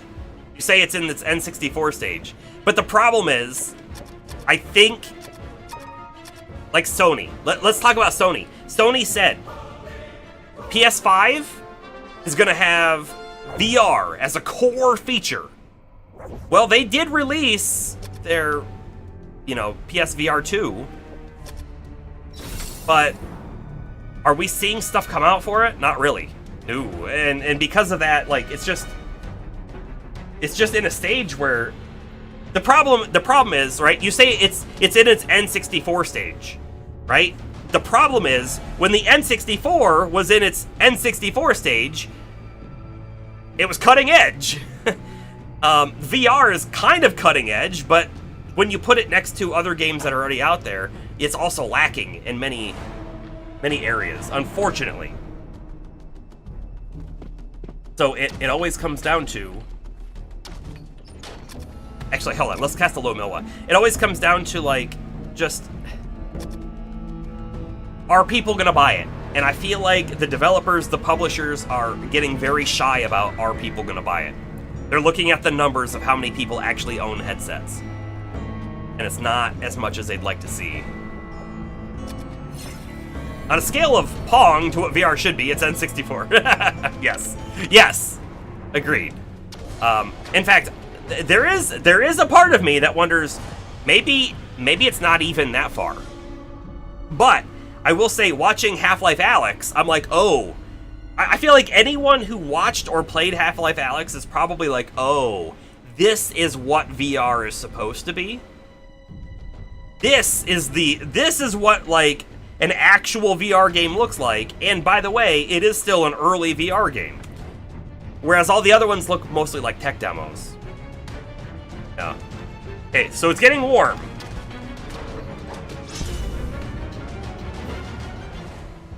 Hey, wait, these are major daimyo. Are these guys scarier than the other ones? They might be. Their base AC is 0. Might debuff them. I think we're going to debuff them, but I'm also going to focus the priests to start with. We know the priests can do some nasty things. We have no idea what's going to be behind this really warm door, so I don't want to blast off a bunch of spells yet, if we can help it. But I do think Saint Samaj is at least going to use Amatu, which is only a tier 2 spell, 2 AC. Not too bad. And Casanora could do a Mahalito on this group, I guess. Sure. You really hope the warmness of the dungeon is a mini boss, like a big dragon? You want us to have another party wipe? Is that what you're saying?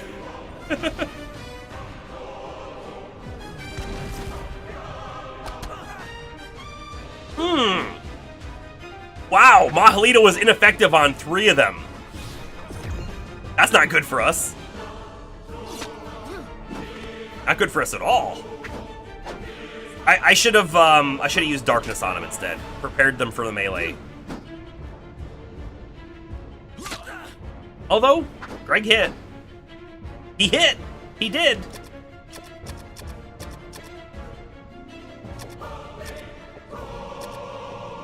Dilto on the Major Daimyo. Again, the level 6 ninja, yeah, we're not scared of them at all.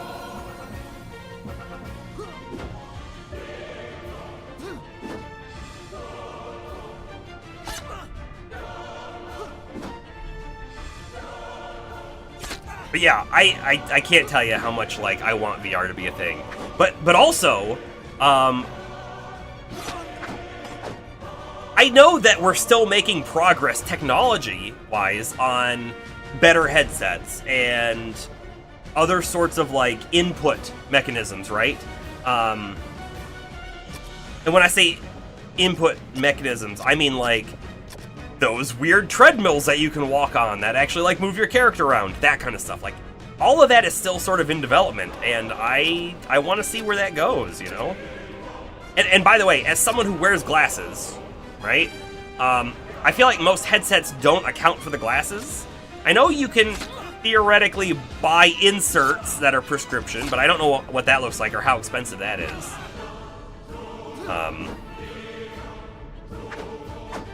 But it is something that might hold me back a little bit. Oh, you want the boss to be a completely manageable but still challenging mini boss that gives us just enough trouble to be very fun. Oh man, freaking inserts. Oh, is there a story there?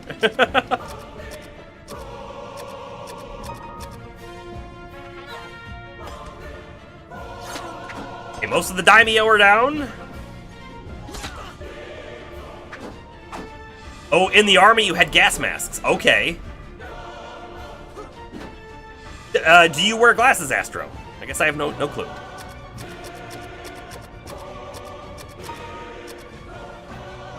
Oh, and they have to be sealed to function properly. Okay, which makes total sense, by the way.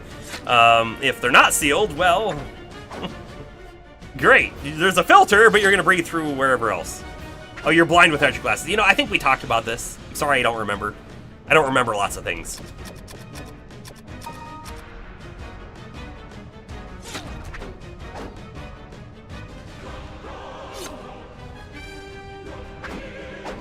So anyway, you can't wear the glasses. I see. The glasses would probably push them out too far so that they're no longer sealed.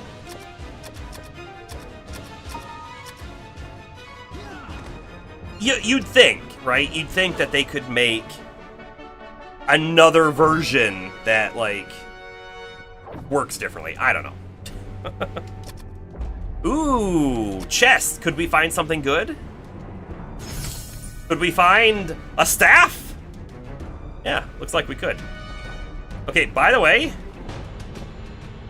it's getting really hot. We are now right here at the number 2. Here's going for us, hopefully. Hopefully we don't die. Too bad Duffer's not here to see this. I think he would be interested. They had this weird sits on your nose but attaches inside the gas mask kind of like glasses insert. Oh, it just like nose but attaches inside. I bet they like pop off a lot and then all of a sudden like it's like halfway down your face or like touching your eyeball or something. Can only imagine. Cross all the fingers and all the things and... Where's the lava? I thought we were promised lava. Maybe I'm glad there's no lava. Okay, so this is interesting. We have a wall right here. So this might be dead space. I'm actually going to... I'm gonna hatch it in, because I think this is a wall at the moment. There might be a way in there. Quietly chants, dragon, dragon! I heard it!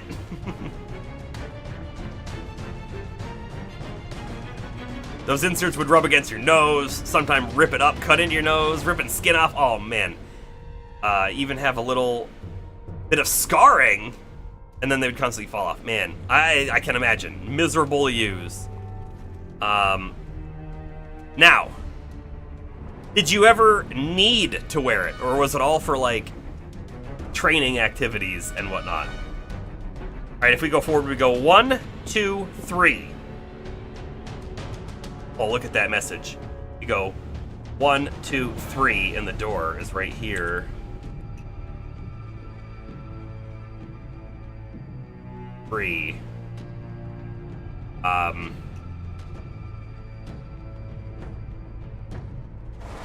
Almost too hot to bear.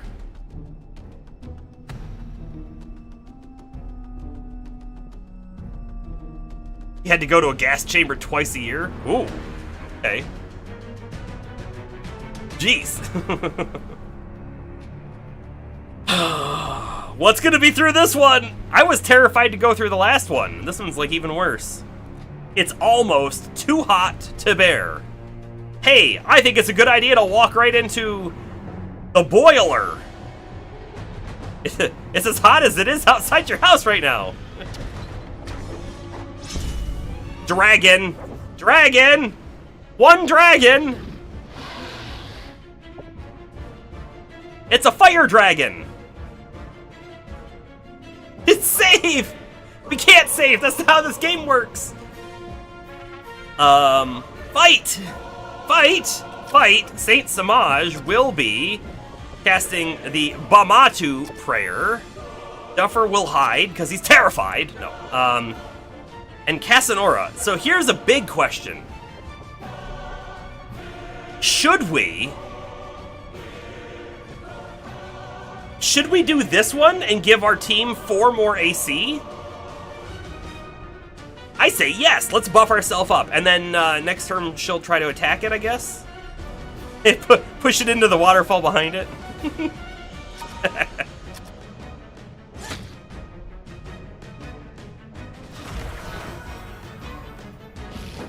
Okay, so what I'm actually scared about, by the way.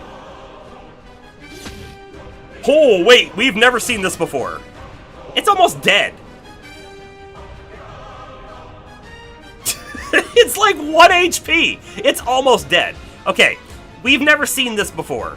Look at our AC. Oh, I can't put my finger all the way over to it, but it says low. We went from numbers to letters.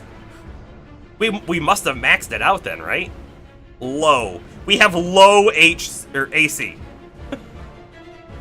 I guess one of them will kill it. If we get a chance, we'll run identification, but likely he's gonna go too late.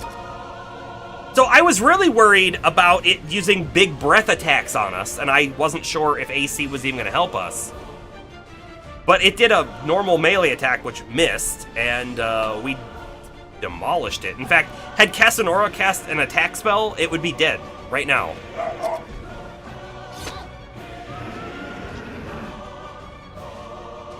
It's dead. We killed a dragon, like a legit dragon. Oh, a chest.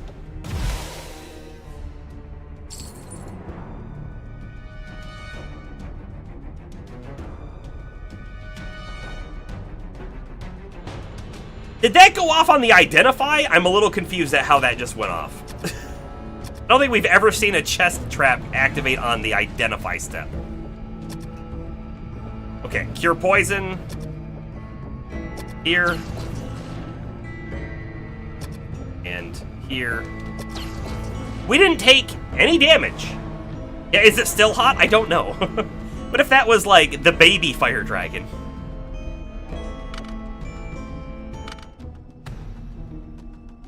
I don't know. Was this anticlimactic? I feel like this was anticlimactic. We have this mapped correctly at the moment as well. There's nothing else here? Why is it saving on every step? Whoa! Oh, shoot!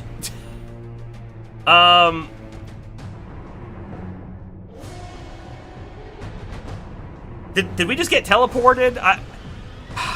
Duma pick time.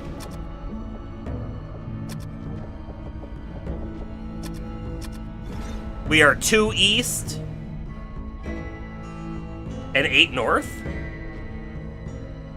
We are 1, 2, and then we're 1, 2, 3, 4, 5, 6, 7, 8. We're right here. We definitely got teleported.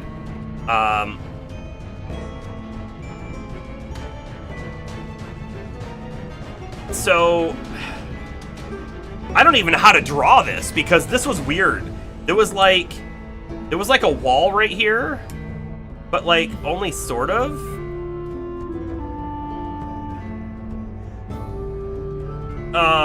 I don't know. I'm gonna do like this weird arrow thing, and then I'm gonna do a 4, and then we're gonna do a 4. 4 bang.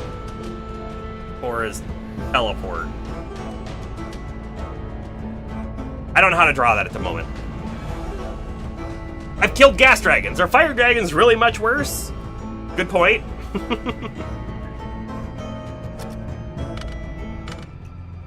I really want to go back in that room and investigate it a little bit more now. Alright, hold on. I don't know why I put the pen away. We are still mapping. We have wall right here. And we have a door right here.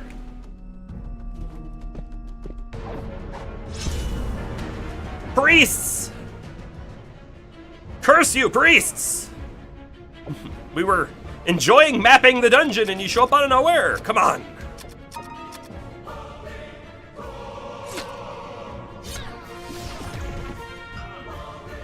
You know, the fire dragon didn't even give us as much XP as I would have liked.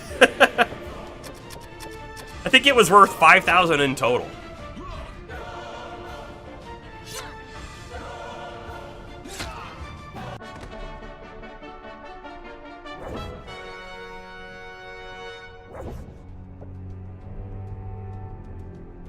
Hold up.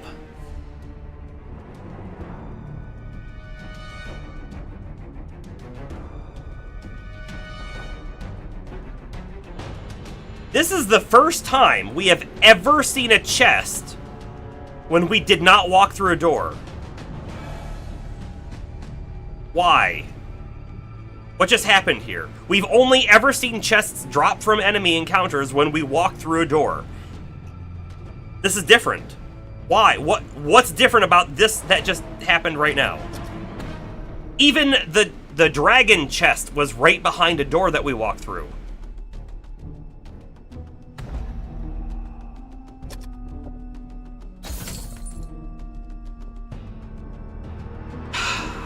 Basically, right, we have said in the past, a rule, the only way to get chests to drop is to walk through a door.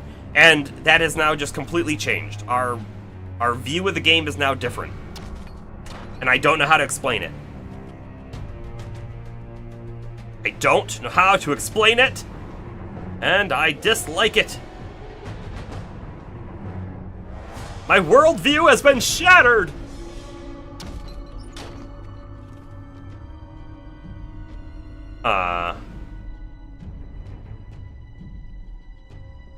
I don't know if we dare step on any of these. Like, if we find pitfall traps, we are in bad shape, right? They do a lot of damage.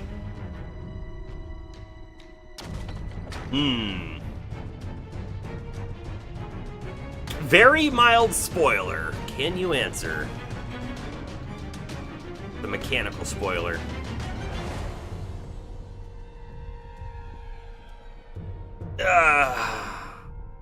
Part of me wants to know so much. How about this, Astro? You've been here long enough. Probably know me well enough. Will I be disappointed that I didn't discover the mechanic out on my own? Or will I be okay with knowing it? Via spoiler. Basically, you get to make the choice, but you must live with the consequences! The theory of general chestery has been proven false! Everyone, the math is wrong! The math is wrong! Uh-huh. Okay, we got a door right there, and I'm guessing a wall right there. There's also a wall right here. I don't like that line. Let's do it again.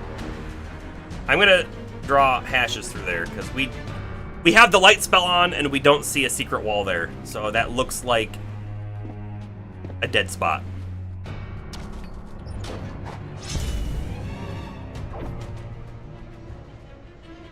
Chestable encounters are linked to the space, not the door. They're just usually behind doors. Oh. You know what we were doing on floor 1 and floor 2? We were marking a C on every chest drop spot. We should do that again. Basically, what happened, right, is we started noticing that they were always behind doors. So then we just assumed, hey, clearly doors have the chance to drop. So we stopped marking chests. We just figure, hey, if we walk through a door, we're likely to get a chest. If we have an encounter. Uh-huh. But now, and here's what, Astro, I am totally cool with that one. I'm totally cool with that one. So maybe we should be marking chest spots. With that being said, we found a chest spot. I'll make it big real quick. We found a chest spot right here. This is where the dragon was. And actually, I'm going to put a 5 here as well. 5 was fire dragon. Because I bet you if we leave the dungeon and come back in, that fire dragon's back. I don't know that. That's a guess, though. I bet it comes back. And then, where did we just get that last chest? I think it was right here? I believe it was right there. I'll put it there.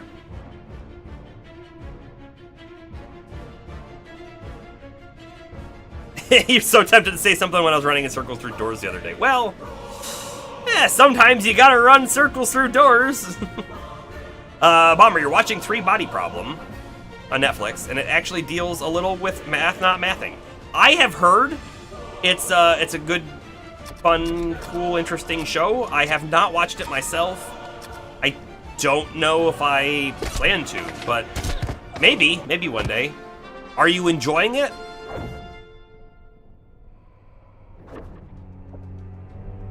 Hey, look, a chest spot. Behind a door. Failed. Failed. Ah! A helm. Hopefully it's a helm +1. We clearly got another chest right here, so we'll mark it. We have a wall in front of us. To our left, door. To our right should be nothing. What we expect.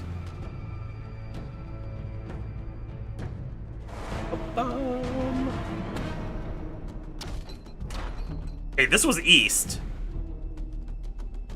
Hey, by the way, I think this is the room. I think we're probably in the room that we saw through the wall that we weren't supposed to see. Ooh, a secret wall. Okay, so down here, we have a wall here, and then that wall goes across. But there's definitely a secret spot right there. Okay, this might actually lead us back towards the elevator. One way, if I had to guess. I'm not gonna open that just yet. So we go 1. Pitfall! We took a big amount of damage right there. Right here. Trap. In case anyone was curious what the red T means, it's trap. At least not everyone took damage, just some people. Hey, let's camp on the trap, everybody. That sounds like a good idea. Ouchie! Exactly.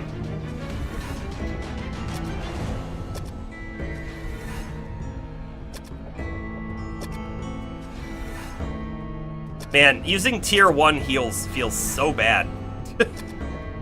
3 HP, 2 HP just does not do very much for us anymore, does it? If they were all max roll, on the other hand, that wouldn't be too bad. Or they could be 1. They could be the lowest roll. That's fine, too.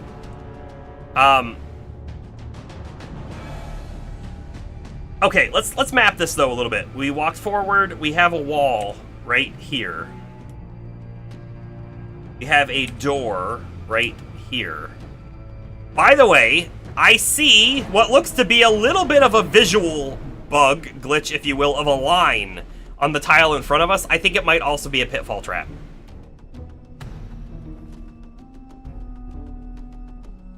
That one's also a pitfall trap. Almost certainly. Look at it. Look at that line.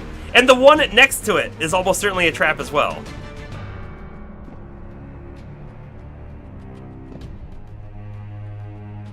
So that's 1, 2, and then 3 is our corner. 1, 2, 3 is our corner. So we have the room kind of mapped correctly here. I have no idea if this is going to be a trap. I suspect it's not. Okay. Yeah, we have to go the long... Oh, that's a trap, though. I kind of... Look, there is no way. There is no way on the old code that you could tell that there's a trap in front of you. Not a single indication. I feel a little cheaty that we can see that line going right through the tile. That visual bug, that visual glitch. I'm a little sad that it's actually there, because I am definitely going to metagame that. You know what I mean? I can also tell that if that's true, if what we're seeing is real, that there are 2 pitfall traps in front of us, that means there's a pitfall trap in front of the door. And we have to take a lot of damage to get there. Which is saying to me that we're going to ignore the door right now, and we're going to go back around to that secret wall.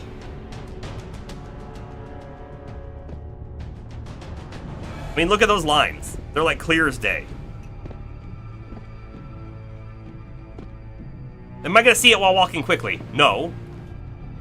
I'm not. And the other thing, too, by the way, is I feel like you don't see them from every angle as easily either, if that makes sense. But I see it here. It's very clearly right there. Very clearly right there. So we're seeing this north to south. What if I come over here? See, it still shows up here, but it's not as clear looking west to east. Hey, can I go back through? I can go back through. And in a small room, small little hallway.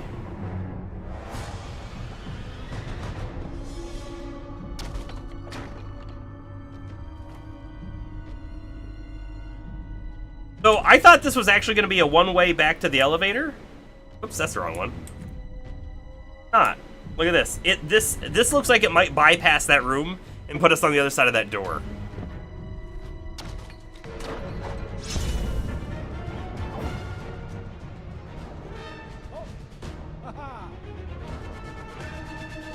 Level 7 mages could do big damage, but we should kill them when we hit.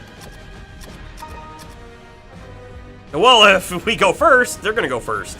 This is actually bad. That's a lot of damage. That's a lot of damage.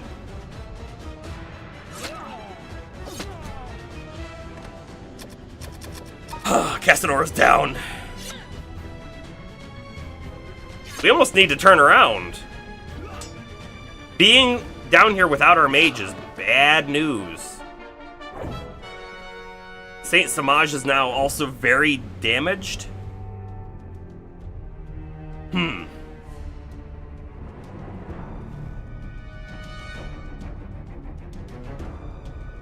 We're a long ways away from the elevator. We're a long ways away. Right now, we are on this tile right here. And in order to get out, we have to go down and back around up through this room. This way, all the way back up through here. Oh! Wait, we can't turn around. And unless we could go back through this door and it teleports us back. Which we don't know. To be fair, I bet you it doesn't work that way. In fact, I think we're stuck at the moment. With that knowledge, we are going to cast the life spell on Casanora and hope we get lucky. Woo! Okay. We did. Great cure on Casanora. 15. Not bad.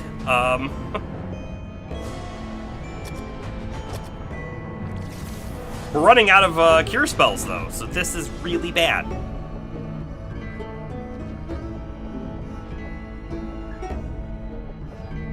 We have a full heal available. Actually, we have multiple full heals available. I'm gonna use one of these. I think on Gildra, because he's the lowest of our fighters. Right, that was 56 life. Oof, good value. Okay. We risk it going forward from here.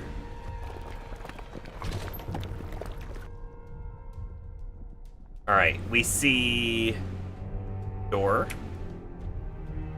wall, and walls. If we see a way that looks like it leads out, we take it. Because I'm kind of hoping there's going to be a secret path back to where we've been, even if it's a one-way. Because otherwise, how do we get out of here? Otherwise, how do we get out of here?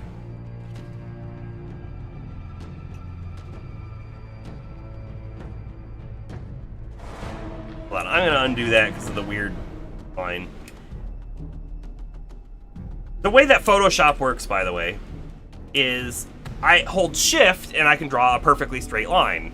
If I hold shift, if I pick the pen up and I hold shift and put it down somewhere else, it draws a line between. So I have to put my pen down, I have to draw a line, release shift, move the pen, put it down, and then hold shift again. So if I do it out of order, stuff happens.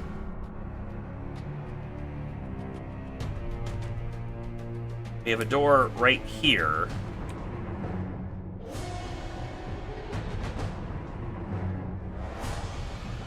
We have a secret wall right there. And we have a door right there.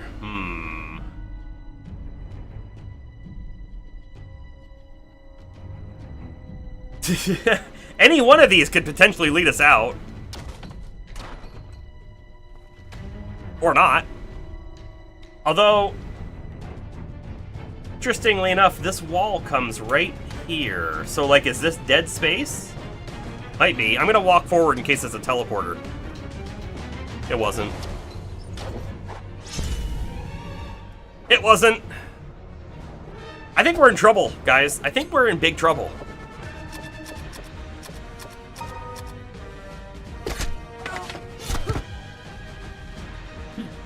Peace out.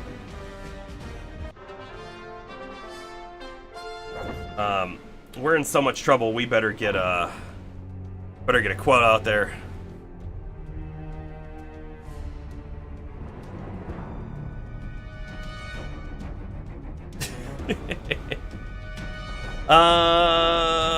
Boy, do we take the door? Do we take the secret door? We take the secret door. So we have a cut here as well, interestingly enough. This might be a dead space as well.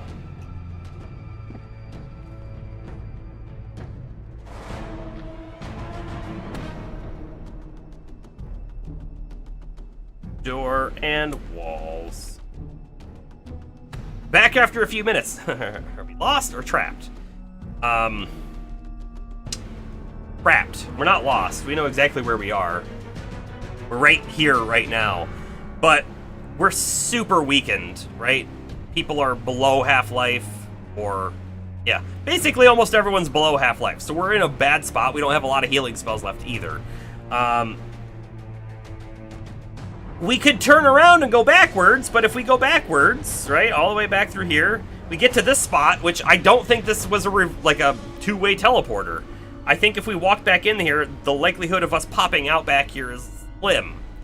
It's possible. We didn't try it, but I wouldn't be surprised if that's not a thing. So we're going forward in the hopes that we find a secret wall or something that takes us back to a previously mapped section so that we can get out of here and go heal. We're also likely to find the stairs, by the way. What was that thing I just said? We're likely to find the stairs. Oh, there they are. This looks like a dead space as well. Let's go ahead and get our green. Here are the stairs. And they go down, so we put a big D. And I guess I'll put our little arrow thing to indicate the direction we have to be going. I could try and put the arrow in there, but there's already so much stuff in it.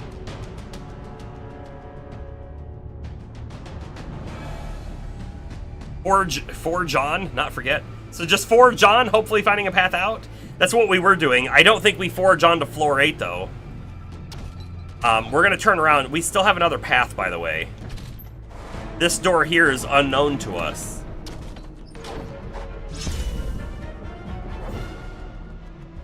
Old Duffer! We went through the hot door. You missed it. It was very anticlimactic.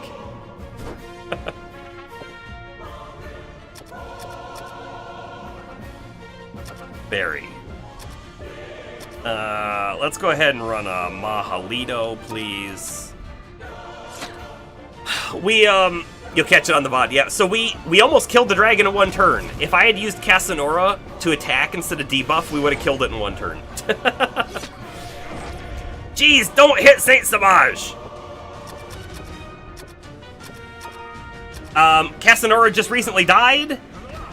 We revived her, thankfully. She got a little bit of HP back. We're low on healing spells. Yeah, the dragon wasn't a problem. You know what was a problem? Pitfall Trap and a couple random level 7 mages. Unfortunately. Wow, we found like 2 stabs now on this this run. We're looking for a way out. We just found the stairs. We just found the stairs, and guess what? I'm not taking them.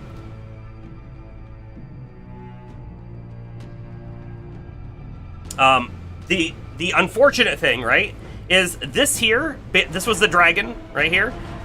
This was a weird teleport spot that teleported us down here. I suspect we cannot go back through this door and teleport back. That's my suspicion. Suspicion? That's not a word. That's what I believe. However, it's possible that could return us. But instead, we were already down here when we like really hit trouble. So we decided let's keep forging on in the chance that we find a secret one-way passage back over here. Because if we got over here, we could get out really easy. We're almost at the there are no other ways out.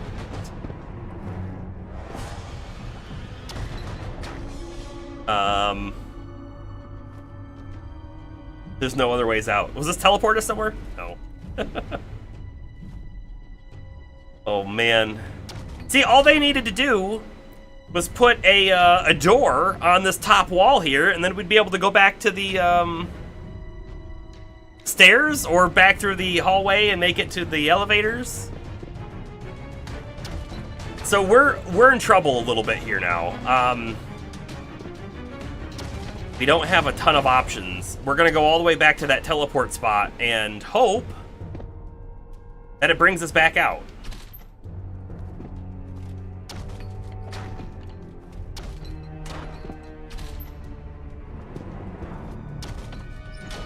We had a really weird visual bug happen on this floor.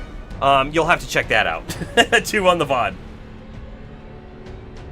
Very interesting.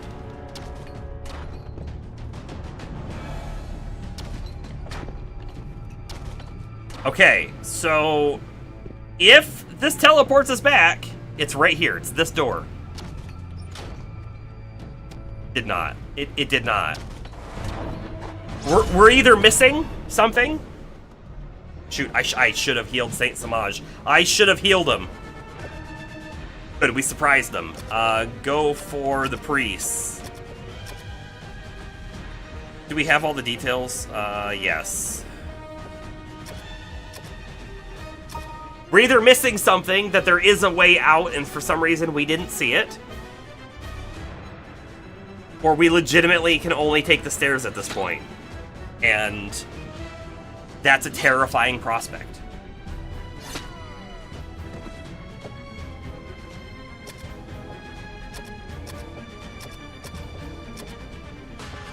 Saint Samaj, you're going to cast a Cure on yourself. I think we're going to go for a big Mahdi. Even though we could technically get more bang for the buck if we were to use it on Greg right now, right? He's missing more HP total. I think it's still fine. It's going to have to be fine. Might be dumb, but I'm going to just throw a Dilto on this Daimyo. We have an emergency town teleport spell. If we use the emergency town teleport spell, we lose all of our stuff.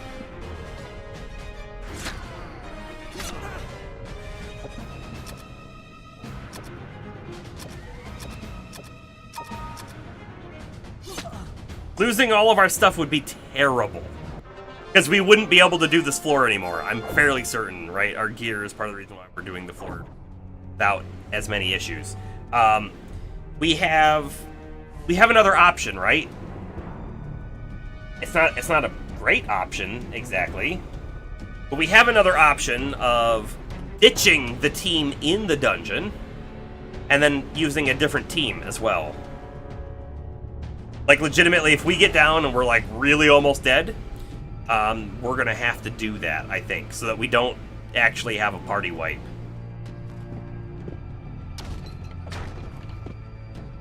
Oh boy. Let's double check the doors. I mean, right? No secret walls, nothing. I don't want to take a lot of additional steps, right? I don't want to do that, but I do. Strange animals. Uh-oh. Hey, these guys are new. A gaze hound. Ooh, this sounds like they might have petrify. Don't look in their gaze, you know?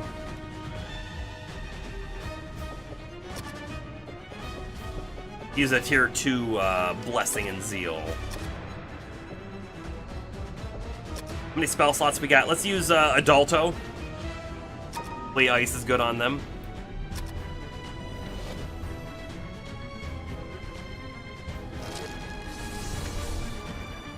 Ice is wonderful on them.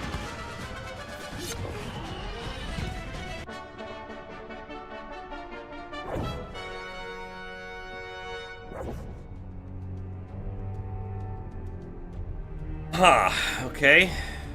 No teleport.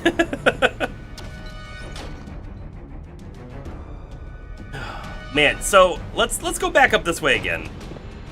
I know that like we're not seeing a secret here, but when we were on the other side of this wall, we could clearly see through it. I was hoping that we were gonna see something different up here.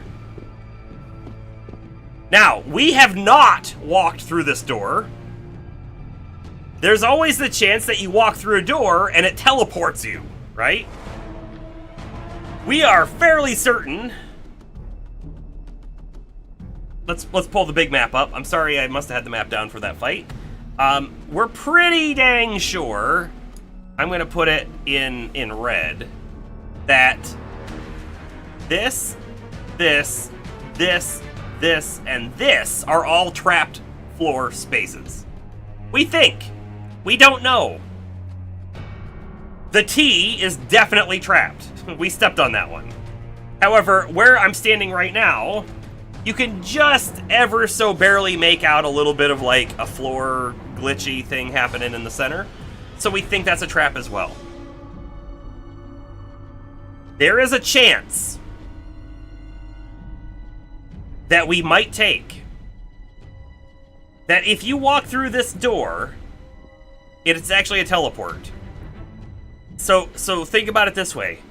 If we were to walk this way, west to east, we'd have to step on a minimum of 2 trapped spaces before we could even touch the door. If we come all the way around and we go from east to west, by the way, that might be a teleport to somewhere else, which would be great. Or it might put us right here and put us on a trap in which someone might die. That would not be great. But it would also give us the ability to turn around and go back through it west to east with only touching 1 trap space. I am 99% sure all of the other wall spaces we've seen, and we did not see secret walls or anything. So if there is a way out of here, It might be that door. It's kind of dirty if it is.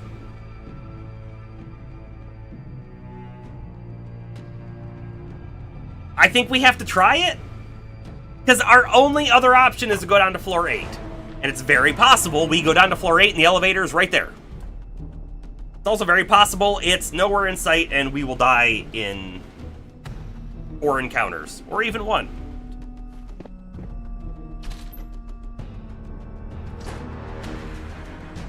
I'm just double checking these walls. Oh boy. I know that they're not secret. We can see that they're not secret. I'm still clicking them. This could be extremely dumb. But we won't know until we do it, I guess, right? My assumption is it's not going to be a teleport door. My assumption is that we're going to walk through here and hit the trap.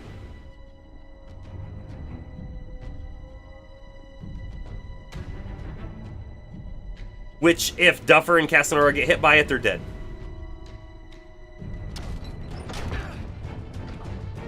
Oh, good. They didn't get hit.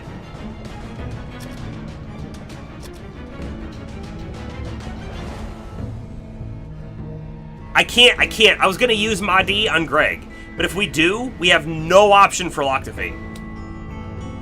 I think we have to leave Lock to Fate available.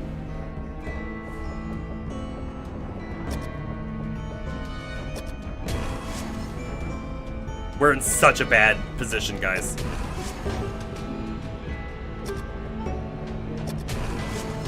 Now, we could get lucky, and we turn around, and we go through the door, and we pop out somewhere else. We didn't. We didn't get lucky.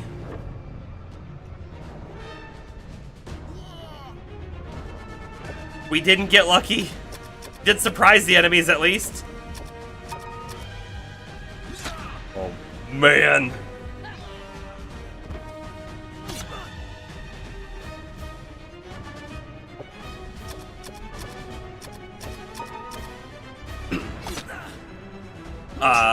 Duffer, I'm gonna ask. I mean, it's slight spoilery. I'm not asking... The question I'm gonna ask is there another way out? Does the way out exist? Not necessarily where it is or anything about it, just does it exist?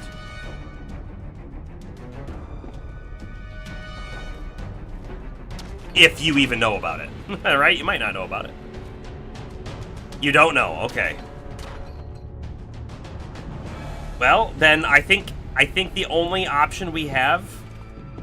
We've already looked at all the walls. We have to hit the next floor. I don't want to.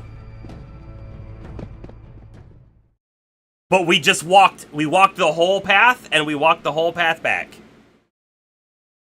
So... we're in a real bad predicament now. Okay. I'm gonna do a thing. We're gonna create a new layer real quick on the bottom of my layers. Because what I want to do here is, let's bring up the big map real quick. I'm going to just mark this corner right there and this corner, because these are definitely the corners of the map. And then this will let us see them at all times. So when I come back up to here and I hide our floor 7, aha, we still have our corners. So we know where our 0, 0 and our 20, 20, or 19, 19 are. So we'll do a new one. And just gonna write over top of this one at the moment. So we kind of put them in the same spots. Floor 8. Okay.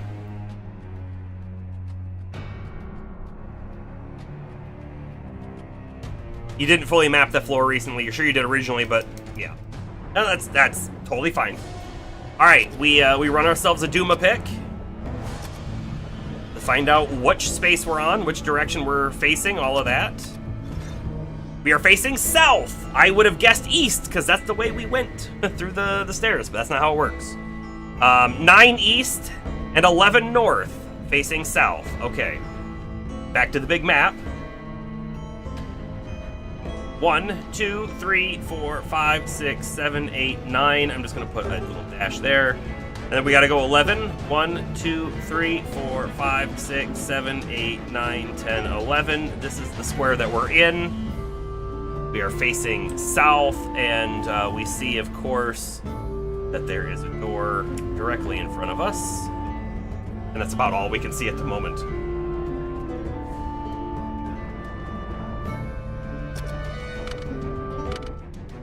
Let's... that way? Good, the stairs are still above us. That wasn't a guarantee, the stairs could have been gone. Are you for up? My little arrow that way. Again, we've got another door. Got a wall, and then a second wall, and then that turns.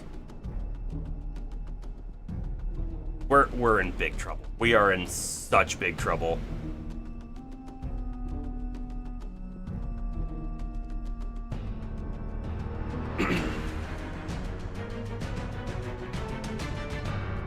Do we think that they really gave us a point of no return? I don't know what to think about it. We're gonna map what we see. Oops. I don't like this, by the way. I can't tell what this wall is, but I can tell that that's a wall. If there are 2 doors leading into this center room on all sides, that feels like a teleport. But maybe not. Hold on, we walk in, we get a wall to our right, we get a wall in front. If I turn around, our door is still there. We got a door up top. Uh-oh. Where are we?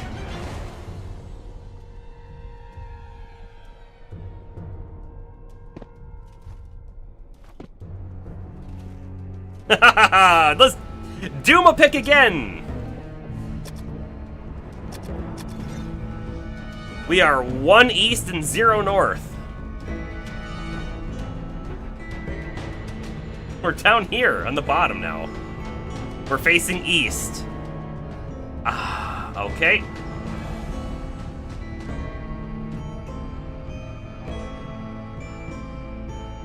Well, we teleported. I guess I don't know where the teleport happened, though. I don't know if the teleport happened here or if it happened here, but I'm gonna do one way, and I guess we'll do one. One is a teleport to here. One bang. Wait. There is a door still behind us, right? There might be a way to go back. Oh my goodness, we did the thing that we said we weren't gonna do. We said we learned. We learned. What did we learn? Well, on floor 7. Go back and look at floor 7. When we got to floor 7 from the center and we went this way and we teleported, or we went through a one-way wall, right? And then we ended up, I think we moved forward and we came up this way and we got to here and then we went through the wall, we came down this way and then we died over here, right? We learned later on that the elevator was only a few squares this way, right? It wraps down to here. We learned that the elevator was so close, we could have survived, we could have lived. What did we say? We said we would go down to floor 8 from the elevator and mark it on the map so we knew where it was. That way, if we ever came into the floor and needed to find the way out, we'd have an idea where the elevator was. Good job, us. Good job, us.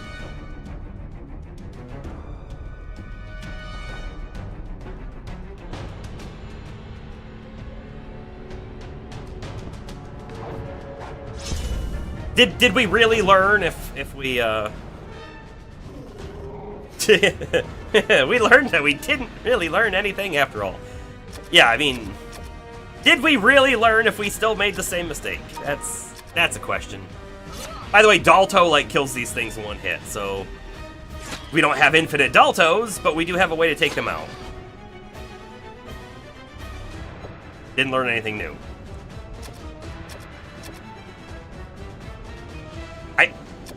Let's risk no Dalto. Let's risk it. I want to save our spell slots for something bigger. Oh my goodness. Oh, that's so scary. Good, it killed the next one in line. Whew. He learned that Jesse James is not a good role model. Maybe the treasure was us learning after all. Maybe.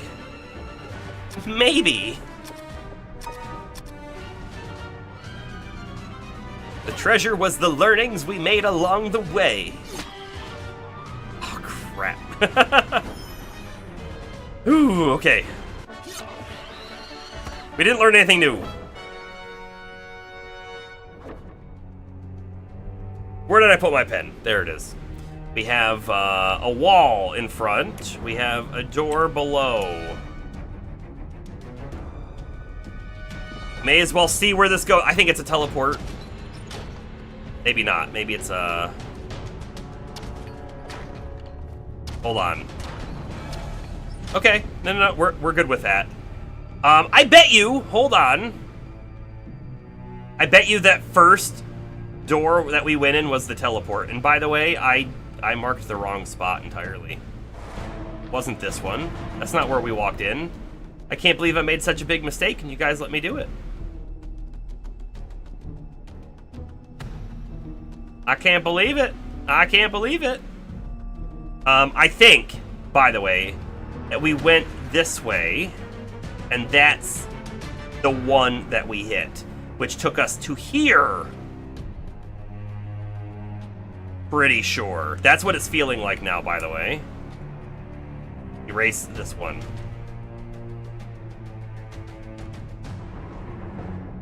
Okay.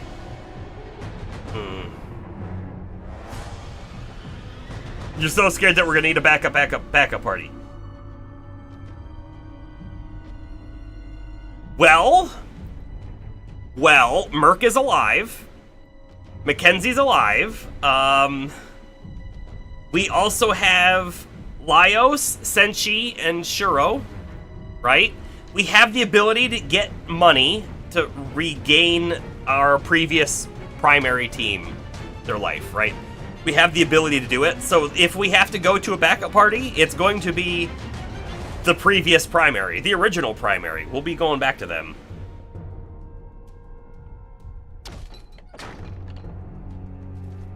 Oh, Dark Space! Oh no. I mean, I will say Dark Spaces feel like they frequently have the ability to lead us to, like, the elevator. But I really, really don't want to go in that dark space.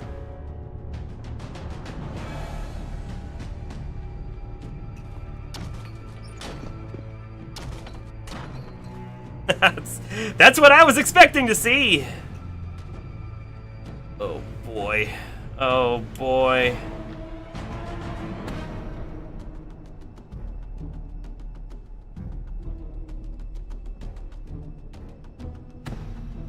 Goodbye, light spell. We knew you well. We're gonna go in and we're gonna take a left and see, do we actually pop out over there? We do. Oh. Ooh, and then you go forward and then you're in another spot. Hold on. Is that just a single, like, grid space dark spot? It is. Okay, it's 100% a lose your light spell mechanic, right?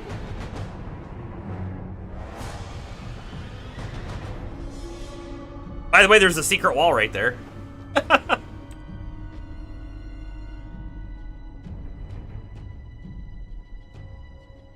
By the way, there's a secret wall right there. What color? Right there. That we're not going to go through just yet. I want to pop back out here and map what we see, even if what we see is just a fraction, because we can't see very far. Part of me thinks we should check that secret wall out.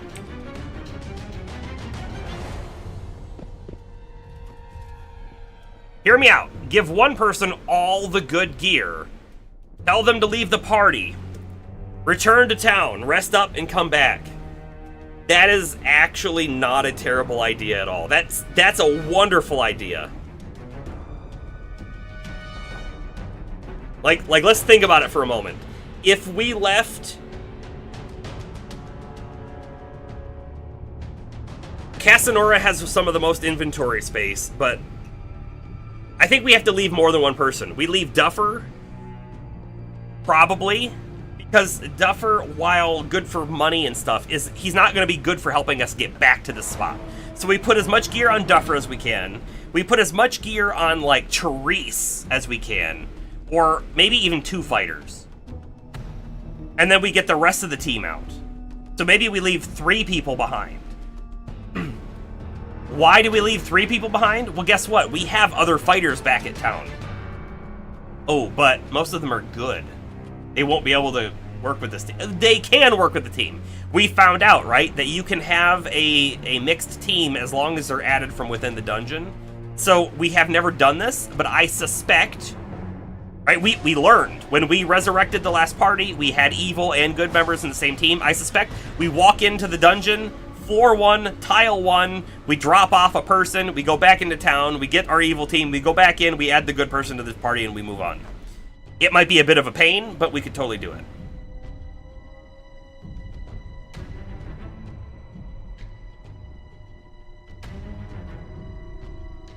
But yeah, no, exactly, right? If we gave all of the gear to a couple people, and they held on to it, it would be safe in their hands while half the other team gets out.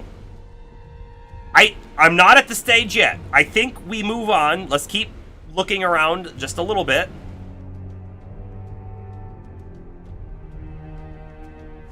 Oh, hold on. I just thought of something else. What if we leave the dungeon? We leave the full team right here, right now. And then we go to a different team. It doesn't even have to be a well-geared team. And we get to the elevator, and we go to the elevator on floor 8. And then we know where the elevator is, and we know which direction to start running towards. I like that idea the best. I think we'll probably have to recast our Meporphic spell when we come back. I have a feeling we're going to lose it. But we should have 1 slot left on Saint Samaj. Okay. This was really good problem solving, everyone. But you know what? I'm gonna pop through this door first. Sorry, I had to look. Okay,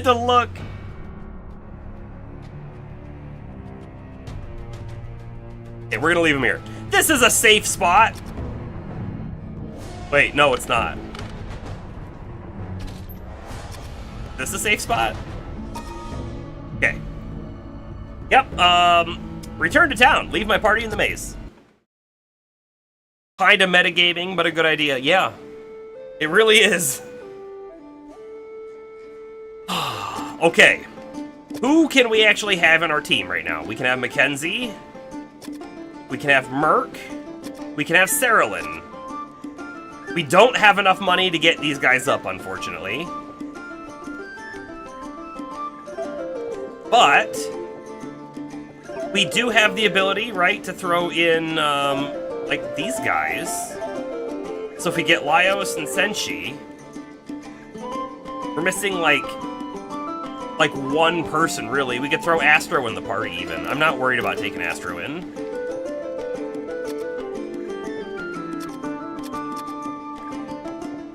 Now, they might not have gear. We're gonna have to check their gear.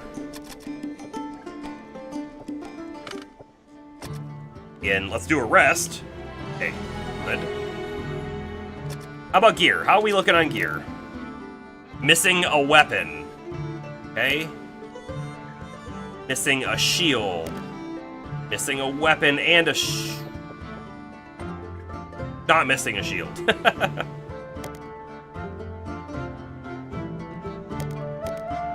Merc is great. Astro's fine. Saralyn is fine. That's in fact, let's go ahead and get rid of this now. It's a -1. Short sword, yeah.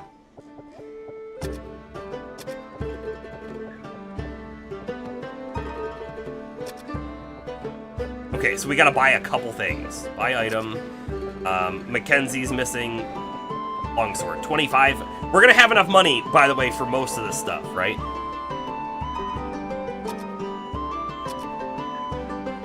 Laios needs his shield. Then we're not gonna go for the big one, unfortunately. Go for this one, though. She needed a weapon.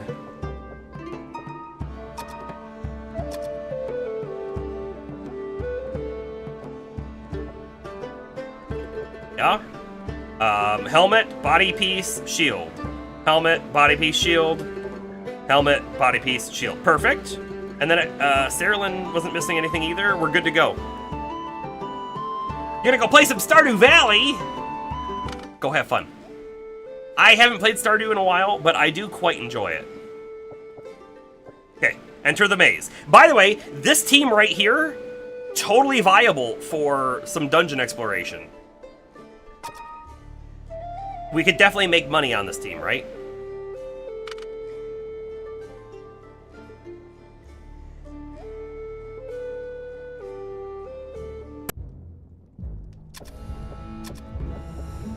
And we still have some good spells on Merc.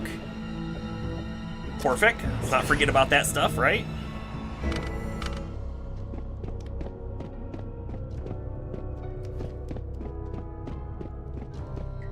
Our whole goal, not to find the team, but just to find out where the elevator is. If we were really cheeky, we could find out where the floor 9 elevator is too, and just put it on the map.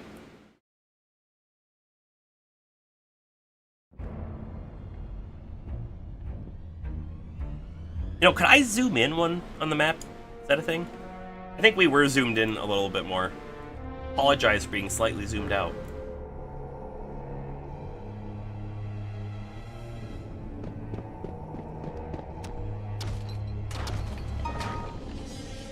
Friendly group of gas dragons. Leave in peace. Okay, floor 8. And it was important that Saralyn has Duma pick. We could have also brought in Shuro, who could have also Duma picked, because he's a samurai. Okay. Cast spell, Duma pick. We are 10 east, 0 north, and facing south. Right. What happened? Thank you. We are 10 east. So we go 1, 2, 3, 4, 5, 6, 7, 8, 9, 10. Our elevator is here. We see, though, that we have walls all around it. Hopefully not on the north side, though. There's a door. We should be strong enough that we could fight on this floor if we need to, but we don't really want to. Do the elevators line up on floor 7 and 8? That's a great question. Do they? They totally do. They totally do. Yeah? Look at that. That's weird. That's weird, because the elevators hadn't seemed like they were lining up. At least it didn't seem to be the case. What about floor 6? Where is it on floor 6? It lines up on floor 6 as well. Well then. It lines up on floor 5 as well. Huh. You know what? To be fair, we don't know where the floor 4 elevators are at. But I'm guessing one of them's down here. Maybe they do all line up, and we didn't like do the mapping again. How come we didn't finish this? I'm a little confused here. Oh, we did. There we go. Our elevator's right here on floor 1. On floor 2, though, I'll leave that one open for a moment. On floor 2,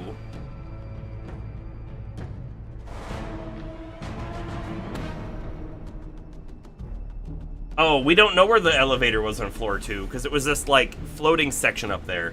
Yeah, I guess we have map cleanup to do. We really need to go back to those maps, go and do a pick at all the spots, move them around like we had done.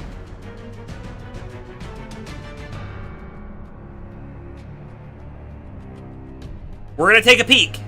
Again, this team should not die in one encounter. Of course. Of course we have Dark Room, though. But that's good to know as well. I mean, like, this is actually really good to know. That we have to go through a dark space in order to find this elevator. If we're lucky, this Dark Room spot here will be a single dark spot again. Wall in front. And go right. We can't go left. Oof, I don't like that. I don't like that. So what we've just done, unfortunately, is we've proven that the way into this elevator is likely not from the west, or not from the north, at least here, unless there's a one-way, right? There could be a one-way passage in here, and we would never know from this side. Alright, so we go east 1. Forward is still a wall. Let me look south. Still a wall. East again. South. Ooh, okay, hold on. So we went east, and then we went east again, and we were able to go down. So that's a valid path at the moment. Let me look east. Wall. Let me look north. We walked north as well. Okay. Let's go south. Okay. West. East. Oh, shoot, we walked that way too.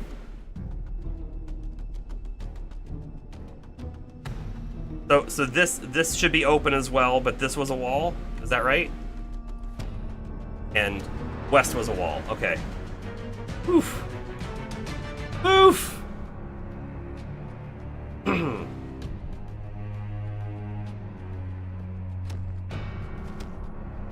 East. Look south. Crap, we could go south. Let's go east. Let's go north. All of those paths were open. We're facing east. Go south. Go west. That's open. Friendly Champ Samurai. Leave them. This should be south. Wall. Go east. Wall.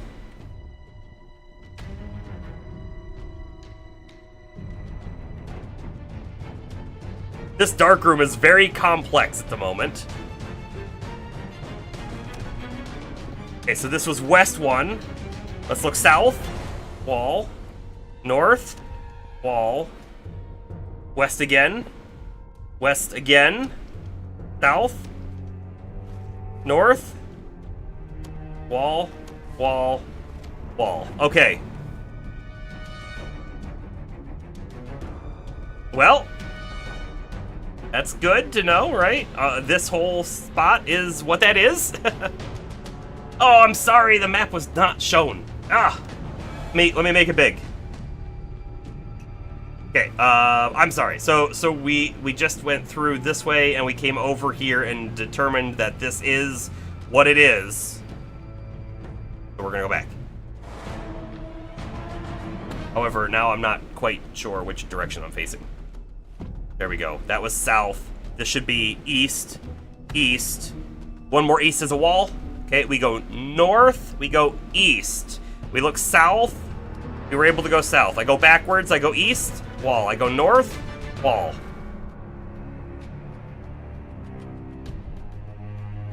Okay. South.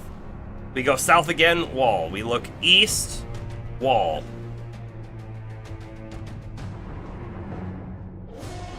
So west should be a wall. Should be a wall. We're facing north. We're facing north.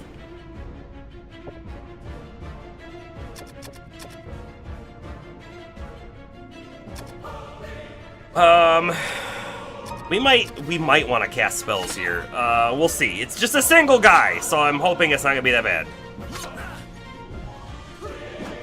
Okay.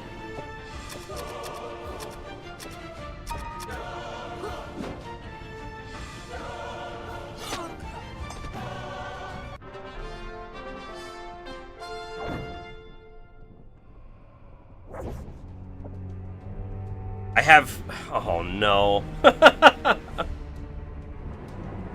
Oh, no. This was a chest spot. We're gonna mark it right here. Chest. I guess I could Calfo. Anti-magic. We're just gonna leave it. Abandon. Okay, I'm gonna go west one. It should be a wall. Okay. We go north. We go west. We go north. West should be a wall. North, again, is also a wall. So we go east. Huh? South is a wall. East was valid. North, also valid.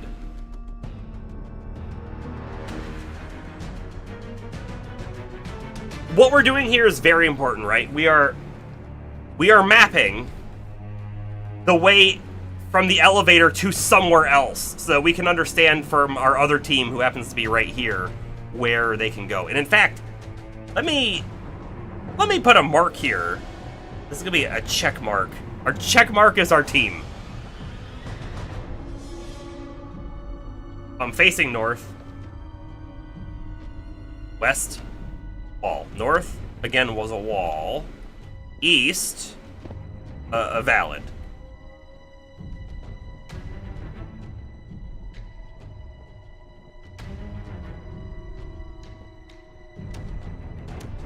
We go east, and then I'm gonna look north. North was valid. East was a wall. South was a wall. Back to north.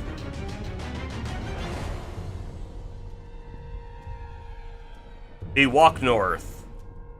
We try west, valid. We try north, wall. We try east, wall. Okay. I gotta tell you, dark rooms are kind of dirty. I think I'm facing north. West, okay. South should be a wall. West, valid. North is a wall.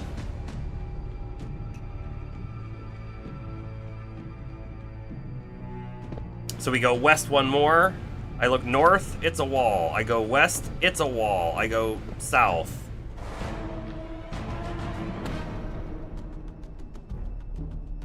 Okay. Slowly but surely, we are mapping this spot. So, east, wall. South, wall. Makes perfect sense. We look west, wall. Okay. Cool. North, east, east, south, west, south. I guess we go east again. East.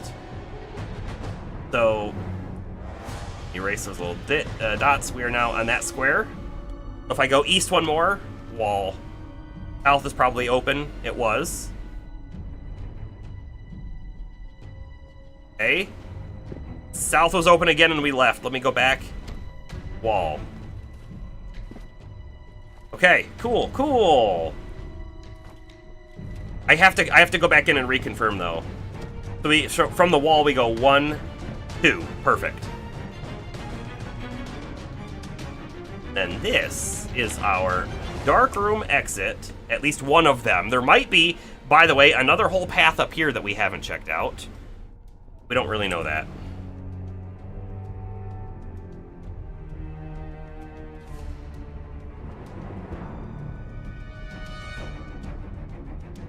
I'm not quite ready to cast a Lomilwa yet either. Ah, what am I doing?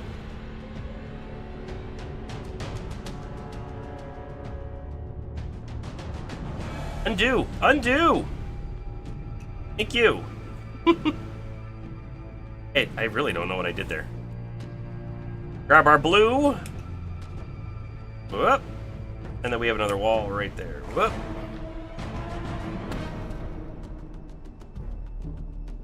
It could be time for Lomilwa. Merc actually has available spell slots, right? We have 7 Lomilwa casts. Let's go ahead and cast one. Give us that tiny bit of additional vision. We can see that this wall goes up quite a ways. Check the door. High Priests. We have to remember, this team does not have as good of AC as our other team, so we are more likely to get hit. We also don't have any longsword +1, so we're likely to do less damage as well. And Laios and Senshi are both only level 10 and not 11, so we can't overextend. Depending on how we feel after this fight in particular, we might have to turn around. I'm gonna cast some spells here too. This feels like a spell round. I don't know if it's an AC spell round exactly, like a buff, but I think we're gonna do some damage. Astra, what spells do you have? Not great ones. Not great ones.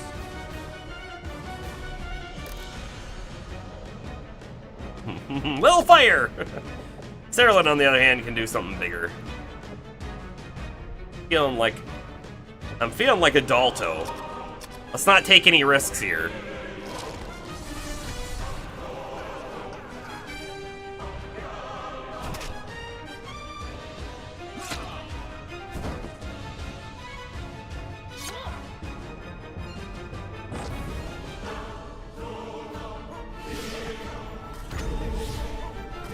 Boy, I am so glad we haven't been successfully hit by a Badi yet.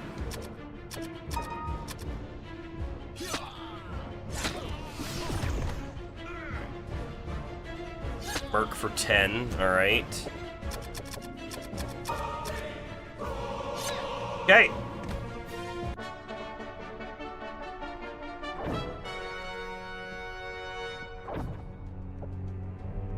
Chest. There would be a chest here. We can't really get. I'm not gonna keep casting Calfo. I don't think it's worth it. We'll just keep abandoning them for now, which feels bad. Feels very bad, but it is what it is. 1, 2, 3. That puts us exactly at the map edge, by the way. A door.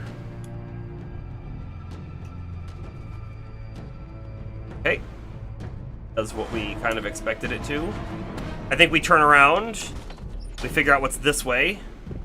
1, 2, that's what we have mapped. 1, 2, 3 to the corner.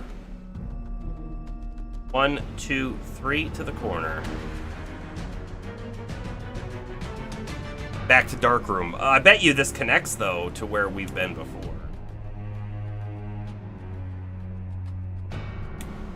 I bet you it does. I'm also going to start highlighting some of this. Let's get rid of these arrows.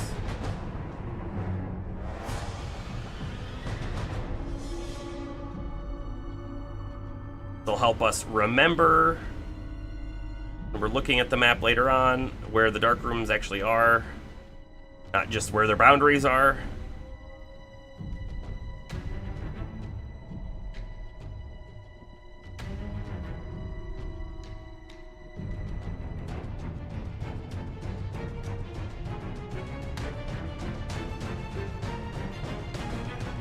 Okay. Dark room. It's very possible we have to go through this one and it doesn't connect to what we've been through already, but that would come out somewhere else entirely. I don't know if I'm comfortable taking it just yet. I think we come back this way, take this door. Okay, we see a secret wall.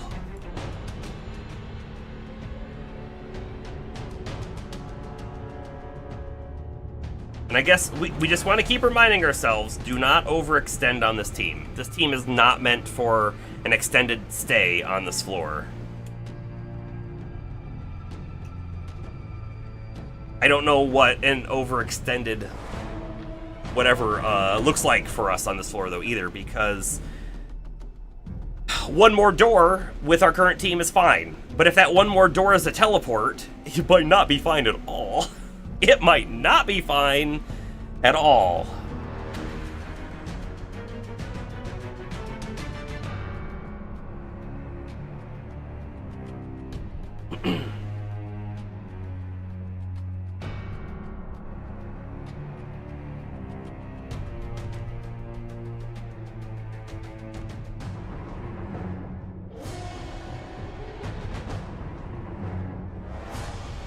We're actually getting a pretty good chunk of the map drawn, but like looking at it, I'm not having great ideas, right? Our previous team being right here. Okay, great, so they can go this way, but this way doesn't lead in yet. However, there is a spot here. What if this goes up over and comes out like right here? Like, what if they're not that far away? It's very possible. So I think we turn around, or we might be able to wrap to the other side is a great point as well, right? Like, it's very possible that we walk in this way, and then there's a wrap point right here that comes over to here, right, that we can connect to somehow. Very possible. Wonderful point. However, I think the best bang for our buck right now is actually to lose our low Milwa. Let's go back. Let's go all the way back. Let's go back into the dark room. I'm not sure if I want to go in this way or if I want to go back in and make it over here and go this way. Actually, let's go here and see if it connects. Let's see if it connects. If it doesn't, well...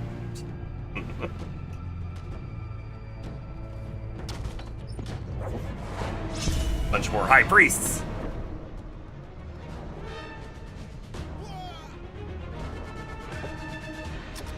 Got that surprise round. All right.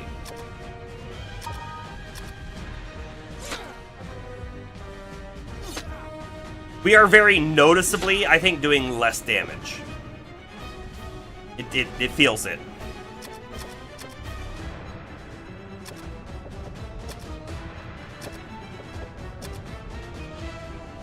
I'm not gonna blast a Dalto, but I am gonna blast a Spark Storm this time.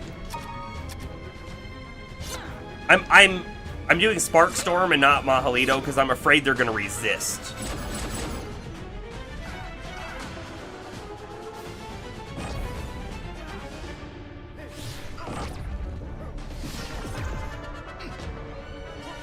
Okay, let's not go for Astro. He is definitely underleveled for the floor. He's he came along because he didn't expect us to be going that far in the floor. Going to bed early. All right, James. Have a good night.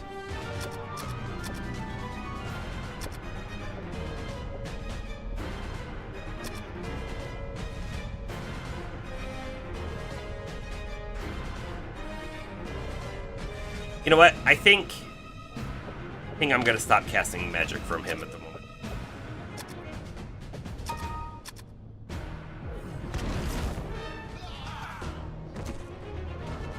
Oof, not a kill, dang. Still not a kill, man, okay. Come on, Laios. There we go. Astro's got a level soon, I would imagine. Fighting stuff from this floor at level 7.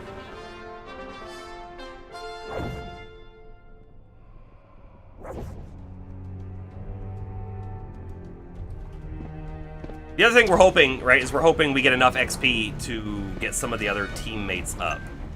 Because then we'll have the real team, if you will. Alright, we pop in!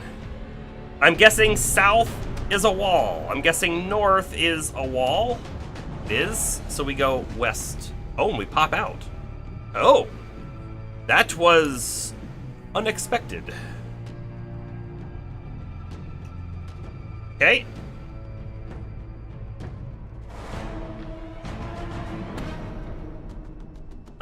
Let me drawing more real quick. Got this. Then we've got this, and then we've got door. And we've got dark room, apparently. Sure. I'm not gonna open the door. That feels like a mistake at the moment.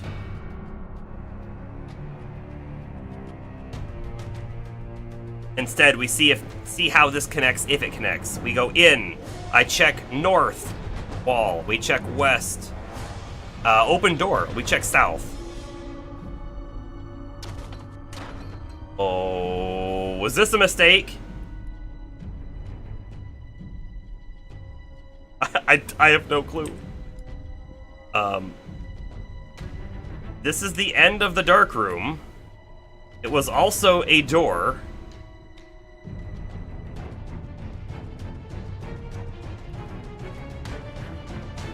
Should I run a Duma pick right now? Are we somewhere completely different? I'm going to. Here, 10 east and 4 north. 1, 2, 3, 4. No, that feels correct. That feels correct. You know what? We don't have a light spell on. Let's check the walls for secrets. Secret. Do pop right back in.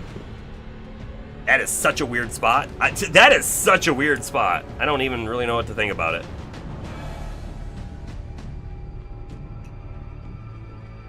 Hey, cool. Going back around.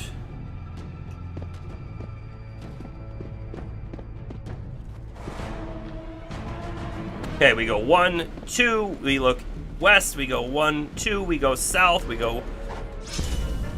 Robed women. They're gonna be mages of some kind. This is scary. Level 7 mage.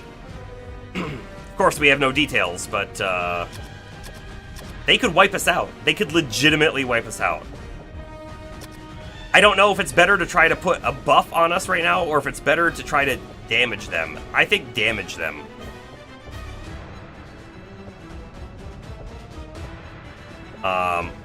Blades is 66. Flame Tower is 3d8. Here's the deal. They're probably low HP. So let's just do the Flame Tower. Does Astro have anything that he can do that's going to be worth it? Not really. You can throw a Blessing. Sure. Do the Blessing. Therilyn. Big spell. Big spell. Frost King. Frost King. Please, Therilyn, go first.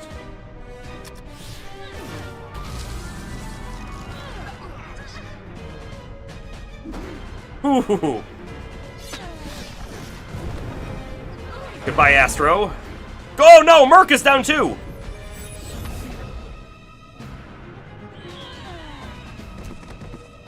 Frost King did its job. Oh, that puts us in a terrible spot, by the way.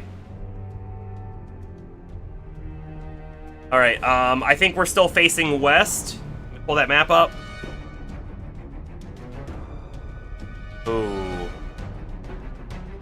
We were facing north. The wall. I walked forward. Okay, hold on. Oh no, where are we? Shoot! I got lost. Forward. So that might be north. Let me look west. Forward, forward, south. Good. Good, good, good, good. Get out. Get out! Run away! Okay. Astro dying was expected, I think, when we saw those mages. Merc dying was very unfortunate.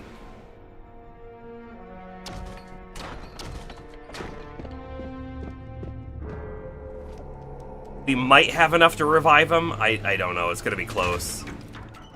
It's gonna be close.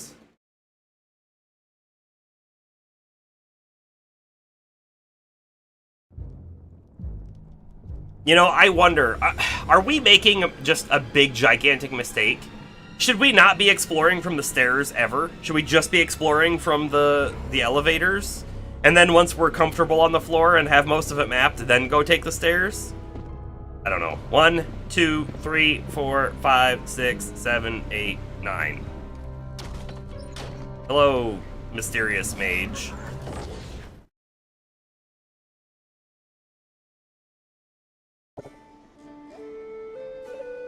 Alright, what's the damage? Merc is 27. We're so close to that. Look at that. We're so close. Astro is 1750. Yeah, sometimes the elevator and the stairs don't connect. That's true. For 2, 3, and 4, for sure, they do not connect. No, that's not true. Floor 2 and 4 do not connect that we are aware of. Floor 3 has a way from the stairs to the elevator, but not in the reverse. So again, let's pop this map back open, right? It is possible that if we continue with our primary party, that they could walk, and I'll just erase this. They could go, secret wall, and get right in here. That's a possibility. Probably not likely, but right, like they could make it into this room through one-way walls and stuff that we're never gonna find from the elevator. They could also go nowhere.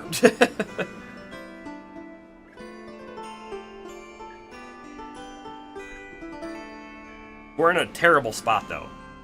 Very bad spot. Trying to think if we should sell that death ring. If we sell the Ring of Death, we're never buying it back, but we will have a large amount of money. We could resurrect the full team, Bombastus, Merc, Honda, and Sidetrack if we want to, right? We'd have the full primary team back up and ready to go. Or we don't, and we just take our current living team members in the dungeon and just farm a little bit of money and then get Merc back up and then go back deeper, farm more money, and get everyone else up. It's just, there's so many options at play here. Some take more time than others.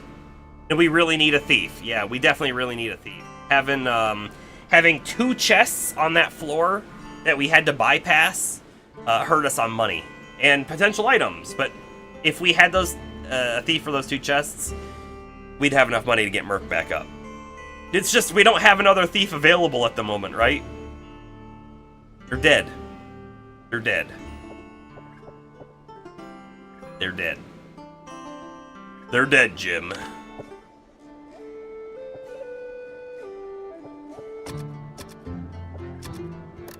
We didn't pick anything up, right?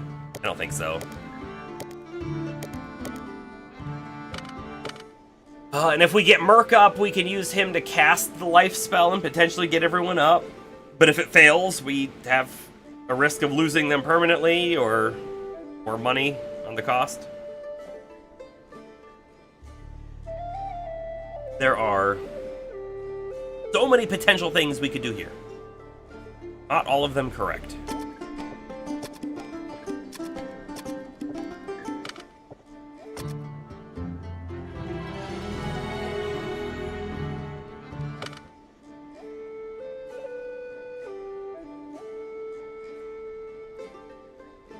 Have no Morphic right now either. However, we only need about 54 gold. If we run into the maze, current party, and we go and fight one set of Murphy's Ghosts, I think we're gonna get like...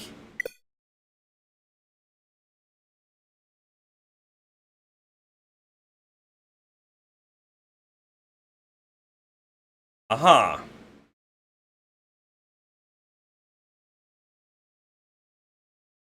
Is this a sign?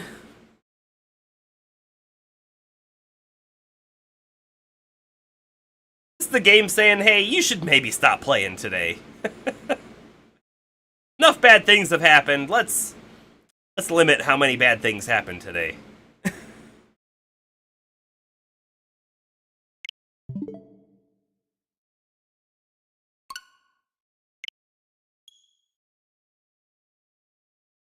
Let's get back in and see how much stuff we lost.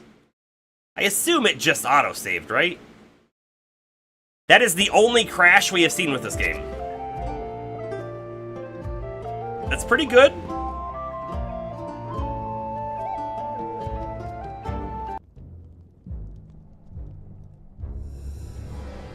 Why are we facing this direction?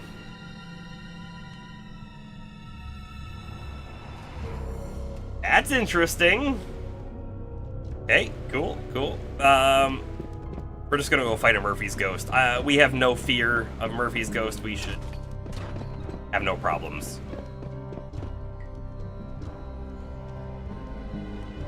Maporfic is on.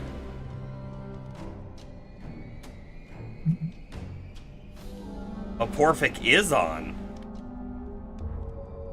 How is that possible? Uh-oh. I feel like the game is bugging out.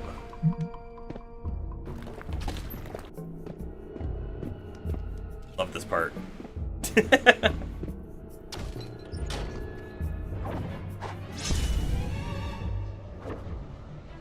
How do we have Maporfic right now?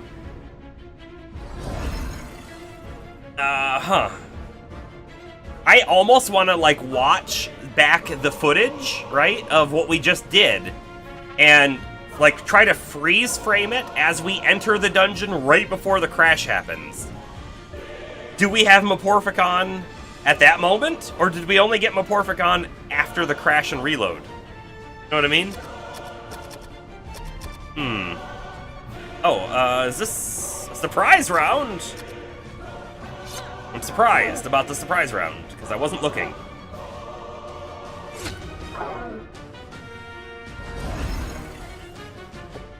You know, to be fair though, we saw a really weird graphical glitch, like we were seeing through a wall earlier on. And at that point, I was like, should we restart? Something feels off and weird. Maybe we should have. Maybe that was our sign. Although that was hours and hours ago, so I don't know. I have no idea if this is gonna work, but man, do I really want to try Suffocation. Oh, it's on a group? I was hoping it was gonna be on everything. Alright, we'll try it on the one that's got full life, right?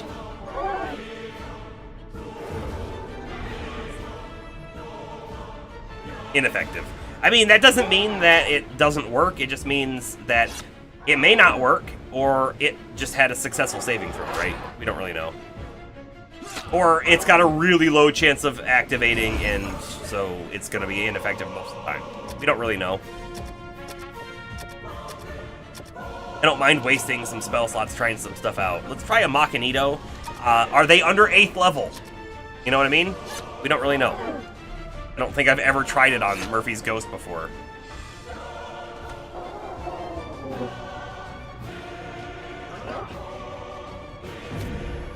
Ineffective. So probably higher than level 8 or higher, I guess. Now, we also know that they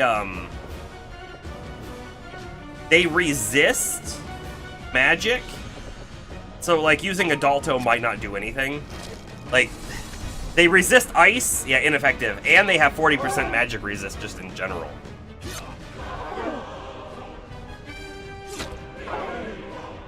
So mages are kind of useless against Murphy's Ghost.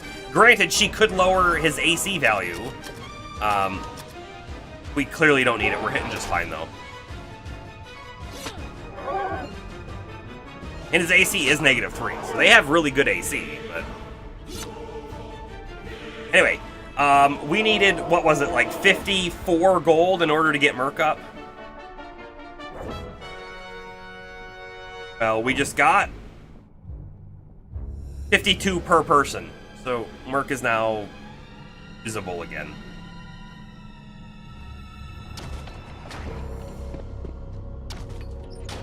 However,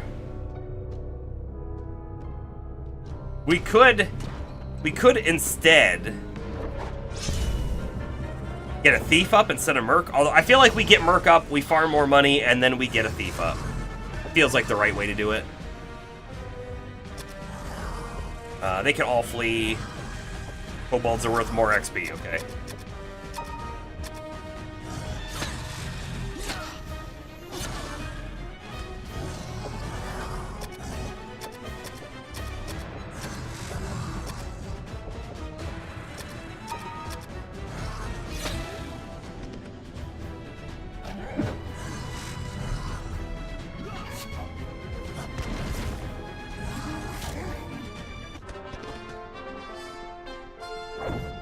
Man.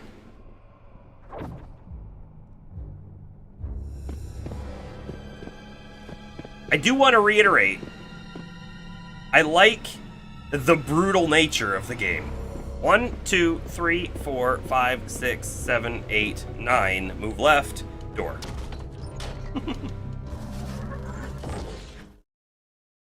Have that memorized. 9 spaces. Visit temple, resurrect Merc.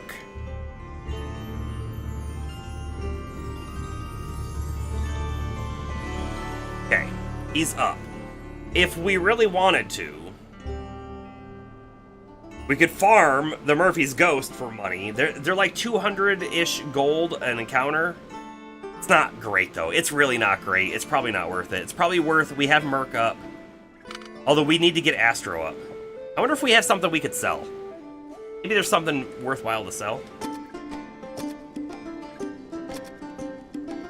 Something that isn't,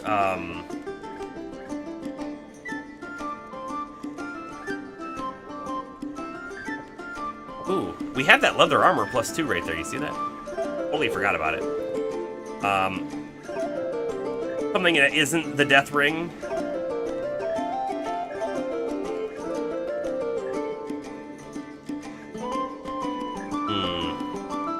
Oh, there's a leather armor +1 on Quincy as well. He should probably put on when we get him up. In fact, Sidetrack is 5k to resurrect. Quincy is like 2,000. I think we have to get Quincy up next. Just because he's going to be so much cheaper. He's going to get the rest of... Like, we'll get Quincy up, then we'll start getting chests again, so we'll start making more money, so we can get Bombastus and Honda up. It just makes so much more sense to do that way. Don't have anything to sell. Not really. Not really. Sell that chainmail +1. We probably have extra leather armor +1s. I could probably get rid of them. Leather armor +2 even, right there. Although I feel like Sidetrack or Quincy's gonna wear that.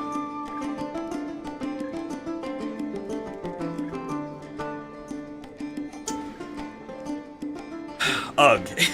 Ugh. We're in a not so great spot.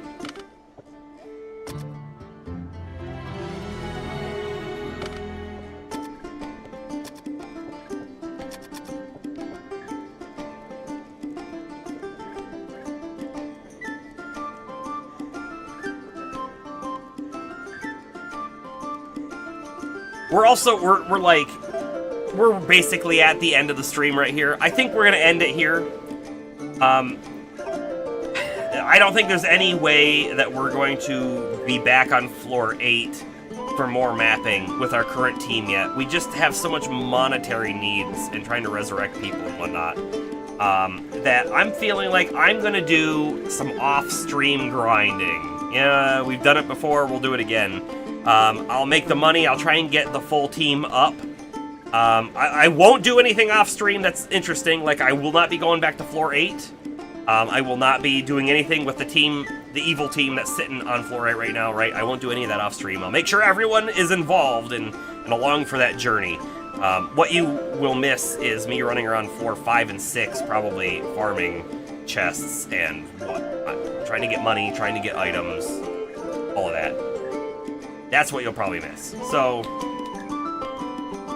I think this is where we end it. Next stream could be this, although we've really gotten quite a few without the Digimon. It's probably gonna be the Digimon. We have to complete both of these games, you know, and then we'll be grabbing something new. By the way, let me actually open it. Yeah, we'll get the spreadsheet. Let's look at the spreadsheet. Hey, Bomber! We did make some good progress. That one! Yikes, I don't want that. Okay.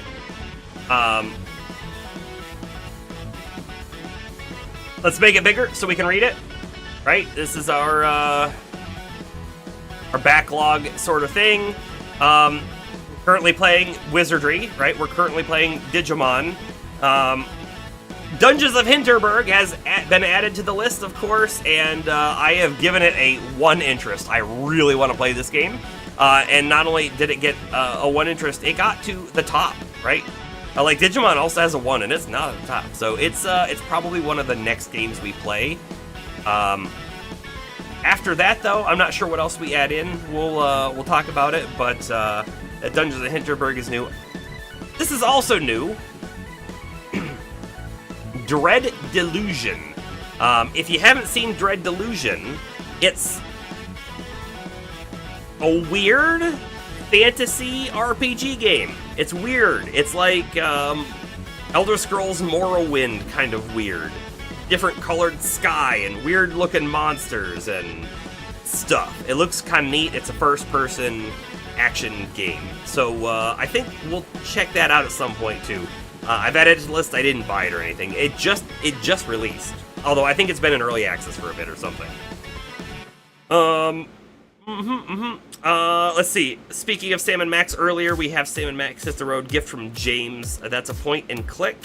Old school style. Should be fun. Gift from Bomber was the Pedestrian, short kind of puzzle game. I think we'll be checking some of them out too. There are only 4s right now on this list, but I'm feeling like they're probably higher. So I'll be coming through here and combing through and checking out what's coming up. That being said, I don't know how much time we have left in Wizardry. It feels like a good chunk, and it feels like Digimon's got a good chunk left too. We'll see what happens. We'll see. I definitely don't want to be dragging on the same games forever. So if we ever feel like, hey, it's time to like throw a new game in rotation, let me know, and we'll look at doing that. But anyways, that is the end of the stream. I greatly appreciate everyone being out today, and if you're on the YouTubes, I appreciate you watching live or VOD style. You know, those are all great too. Anyways, Rex Rain signing off. Have a good one.